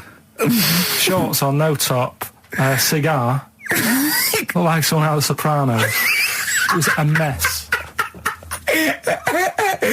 Yeah. And then we sat on the balcony drinking wine, didn't we? Did you pop it back in, or was it... Yeah, I popped it straight back in. I've got the laugh. Sure. I've got the laugh I wanted. Yeah. He walked in, he went, it's not that hot. Straight away, it's not that hot. Oh, brilliant. Then, was that knob news, or is there more? no, it's got more knob news. That's just a coming. taster. Just a taster. Listen, let's play some adverts, let's play some great music, and maybe we should have some early knob news. Early knob news coming up. XFM. Do you believe in God, Carl? Don't know, I don't really worry about it. It was ages ago, wasn't it? So, if he's about, whatever. Not that bothered. Adam and Eve is pretty interesting though, isn't it? It's not. Well, how is it interesting? He made man out of dust. Then just because he could, he's having a laugh. Then he made her out of one of his ribs. Again, he'd like to vary it a little bit. Then they had 2 sons, which gave rise to the entire human race. What was going on there then? What would have happened if they didn't get on? That's interesting. Sometimes with pandas, they don't fancy the other one, do they? They go, well, that's my choice. One. You've brought me one panda from Lisbon Zoo, and I've got to shag that. What if I don't fancy it? What if they bring in a right slapper? Do you think what if it's the equivalent of like Love Island, whatever I it's imagine called? it was like Celebrity Love Island. Yeah, and they're going, I am not shagging that slapper. Every panda in the world has seen that dirty old mott in magazines. Why am I meant to mate with it? I've got some dignity. Are you talking about Adam there or Panda? Was that... Well, either is fine, I suppose. No, bad Do you think pandas. that Adam had any say? When God was making Eve, was he saying, can make the boobs a bit bigger, would you? And then... I'm a blonde guy, I'm into blondes, really. I mean, I don't know, did he have any input, or was it just... I don't know. Well, I suppose it was one of his ribs. After I know, all. but he's probably restricted. You go, well, I'm working with a rib, Adam. Give me a break. There's only so many things I can do. Well, he was probably in kind of intensive care, wasn't he, with the whole... They go, well, I can't just keep making the boobs and things bigger because their legs will get shorter. I don't mind short legs. Yeah, make the legs longer. I don't mind no legs. I don't mind no legs. As long as the boobs are sizeable. I'll tell you what's weird though, Steve, right? Everyone's heard of like Adam and Eve, yeah? What's the surname? Yeah, where'd they get their post from? Unbelievable. One of my uncles, right, Tattoo Stan, he's just caked in them. Right. I don't think he's my proper uncle, but he's just like my dad's got Stan! No, my dad's got That's a province in Russia, isn't it? my dad's got loads of mates who. When like, you say he's not your names. proper uncle, Do you know how, like when Just a bloke who someone used to comes hang around around, with the you're school? right, Uncle Stan. Yeah. Do you know what I mean? And my dad had loads of mates like that. There was John the Screw. right? So he either works in a prison or he likes to have sex. Cabbie. Cab driver. Okay. There was Jimmy the Hat. I don't know what he Jimmy did. the Hat. Yeah. And, Did he wear a hat? No. No. There was Fred the Veg. You sure he wasn't a relative? Sorry. Fred the Veg used to get us like big bags of potatoes and that. Fred Veg, okay. And there was Tattoo Stan. Right. and he was just caked in them. And I used to always look at him thinking, why have you done that? I must have only been like, 6 I or suppose 7. if you're born with a name like Tattoo Stan, Exactly. you're destined, aren't you? Were Really? they like a 1950s gang? I'm worried just about. like- I'm Who worried were about doing a bank job? What was his name? The Hat. What was his name? Jimmy the Hat. I'm worried about Jimmy the Hat. Yeah. Not having a hat. I don't understand Are it. you sure he didn't have a hat? Not when I met him. Did he ever wear a hat? I didn't see him that much. Do you think it was a joke, like, when your mate's sort of like, 8 foot and huge, you call him Little John or Tiny? Do you think? Well, the fact that he never wore Yeah, a they hat. went, hold on, I've noticed something about Jim. Go on. No hat. And I go, oh, true, let's call him Jim the Hat. Jimmy the Hat, yeah. But me Uncle Stan, he had like loads of them. He did them himself. Oh dear. And it was always that thing. God. What was it things like? He had like the cross. cut here, Cut here, on made the in neck. Britain. And if you're going to do them yourself, I'd say at least make sure you're sort of a good drawer. Yeah. And don't do it in the mirror so it comes out backwards. Well, that was the other thing. But like, I remember he did. Names are all right. He had like all his kids' names down his arm. And, what are they called? Yeah. oh, God, it's Tattoo Stan Jr. Yeah. and Paul shits to bed. I'm trying to. Oh, Wabbai Kate. yeah. But he had. Frankie never amounts to anything. Oh, God. So he had like. Johnny, I don't think he's mine.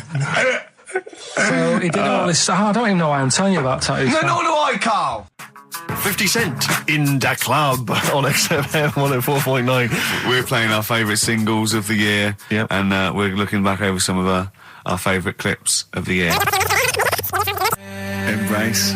Glorious Day on XFM 104.9. Rick, there may be listeners tuning in thinking they've got something better to do, for instance, switching off the radio and just staring blankly at the wall for the next half an hour. But no, because what they're going to miss is our grand finale Oh, yeah. to this, which is, of course... Sponsored by Lindauer's, the sparkling wine solution to a hot summer's day. Yeah. That we're going to be firing a cork. Did you just make that up? Yeah. Pretty good. Please, yeah. Good. They're going to be firing a cork at Karl's head just for the sound. I just think it's sound. Huh? It's not happening. Yes, it is. You said no. We've said it is now. We've promised it to the listeners. Yeah, come on. I'm not happy with it. Why? Because the paint. Well, I've never had it done, so I don't know how painful it is. Well, all the more reason to do it then. Yeah, we've got to try it out, haven't you? You're perfect. It's like a little cowbell or wood block. That's what I'm hoping for. Yeah. I'm hoping for pop. And I'm going to film it for my website. Brilliant. So go to that this week, rickygervais.com, and see Karl Pilkington getting hit. A high-powered cork coming out of Lindauer sparkling wine. Lindauer sparkling wine. And of course, if you want to send us anything in, and perhaps next week that you feel we could actually that'd be great. That's us to do. This is like interactive because a lot of people plan the show. Like Dr. Fox plans his show. We sort of come up, we riff on the. That's a great idea. Send stuff in that we could harm Karl with. Yeah, we harm Karl. We do a jingle. Harm Karl. I've always wanted one of those George Foreman grills. I've always wanted one of them. I know, but that's too much, isn't it? What if we just pressed his head inside it? We'd have to put it on. No, put it on. See, yeah. Just squeeze his head inside it. I've got to do that thing with a tea towel one day. You know that thing I did with a tea towel? You put a tea towel around his head, right, tie it. I put a wooden spoon in, and you only have to turn it like a couple of inches, and it kills you, doesn't it? Yeah, sure. It really is, yeah. So we'll be firing a cork at Karl's head. I'll be filming it for the website. So that's coming up That'll be brilliant. about 10 to 3. Look forward to that. Yeah. Do you know what? I'm loving this. This is my. Just being in a room with him. I just can't. I want to squeeze his head. XFM 104.9 playing Green Day. The studio's falling apart. I know, his microphone broke. I'll be honest with you, Rick, I don't know why Lindauer's, the sparkling wine, want to be associated with this shambles of a show. It is falling apart. This is awful, this studio. It's got to be fixed. Right now, Karl, come on here. It's the time where I'm going to let a cork off. Do you want to film this, Steve? Yeah, let me That'll be available on the website next week, rickygervais.com. So see Karl getting hit. One bloke suggested we leave the metal cap on because it's get a better pitch, but we take that. He's straight. It's dead out. Let's get the camera ready. Get the camera ready. Ready? So if you just joined us, we are using some Lindauer's sparkling wine to basically, what can I say? We fire a cork at Karl's round ready? head. Ready? Hang on a sec. Let me just put the headphones on. All right, film this then. Okay. It's in position. Look. Just firing up. Okay, Karl, come on there so we can See your head a little bit. We want to get the microphone there. Right, ready? Hold on. Good. So you're just doing it. Hold on. Now, it's in position. What have you... Oh. Ready? Yeah. Oh, God, it... Oh! No! Oh, it's like Jackass. Did it hurt? Remind me. What do you mean, did it hit you? I sort of just... It went off course, did it? Just glanced at it. Right, Lindauer, is you going to send us 8 more bottles, please? Yeah, We're going to get this right. Wait, what were you thinking during the quiz then, when the questions were coming out? What were you thinking of? Well, what it was, right, just before the quiz started, I had to go to the toilet, right, because the rule is, right, people who don't go to it, once it starts, phones off, no more toilet. They take it dead serious, don't they, right? Yeah. So, I went to the toilet. Now, I'm not being out of order here, it just got me thinking, right? I went to the toilet, the gay fella in there, right? There was a gay fella in there. Gay fella in the toilet. Now, How could you tell? How did you know? just typical, everything about it, right? Everything about it, right, yeah. Oh. What, large handlebar moustache, leather cap. Butt plugs, amyl nitrate. Could I just say that these views do not reflect the views of the management of XFM or me and Steve. Or most of the people in this country. Go on, Carl. What's your problem? Yeah, but this is what I'm worried about, really. But this is why I only got Danny Minogue right. Right? Because this was floating around my mind. Went to the toilet. Now, go into the toilet. They have like men's cubicle and they have women's cubicle. Yeah. Now, without sounding out of order, is it wrong for me to think gay men should have their own little cubicle? Go in. They should have their own... Well, not cubicle, you mean an actual toilet, I suppose. When I was at the urinal, normally, there's a fella there and then you go, all right. And there's no pressure. But I couldn't go. I was thinking, should I wait? If I go into the toilet, it'll look obvious. Yeah. I had loads of pressure and this was going on. What were you worried about? I'm so sorry. What were you concerned about? Viewers? I'm so sorry. It's like, right, listen, when I was a kid, right, and it's all right for you to go into women's toilets when you're a kid, it's like, oh, it's a bit cute, right? As long as you're not, like, over 15 or something, right? Right. But when I was a kid, I went into a toilet, and women, when they use their little cubicles, they don't shut the door. Some of them just sit down on the toilet, right? And you see everything. And, no, seriously, that's probably one of the first times I saw, like, a woman. Yeah. That, right, and my Auntie Nora when she was staying over. What happened with your Auntie Nora? She was, she's into wearing caftans. Into wearing what? Caftans. Oh, yeah. What caftans? Big, bellowy sort of dresses. Right. And, I used to sit on the floor at home in front of the telly. Sure. She was on the chair behind. Yeah. She did a bit of a sort of a Sharon Stone scene. Oh, God. Yeah. Did you see it? There was no underwear? No. What age were you? What was it like? What age were It you? was like a ripped tennis ball. What? Right, we're off air. Either that or put us in for the Sonys. Okay, what's the next one? What's the educating Well, Ricky? I don't know. See, like I say, I was looking around and there's stuff that is interesting. Right, I was looking on the web. But there's no point. Well, it's just that I found one about... What's the point? About a lad who 8 years old, but he's still breastfed. Now, I don't know if you can get anything out of that. Is that what his mum said? So,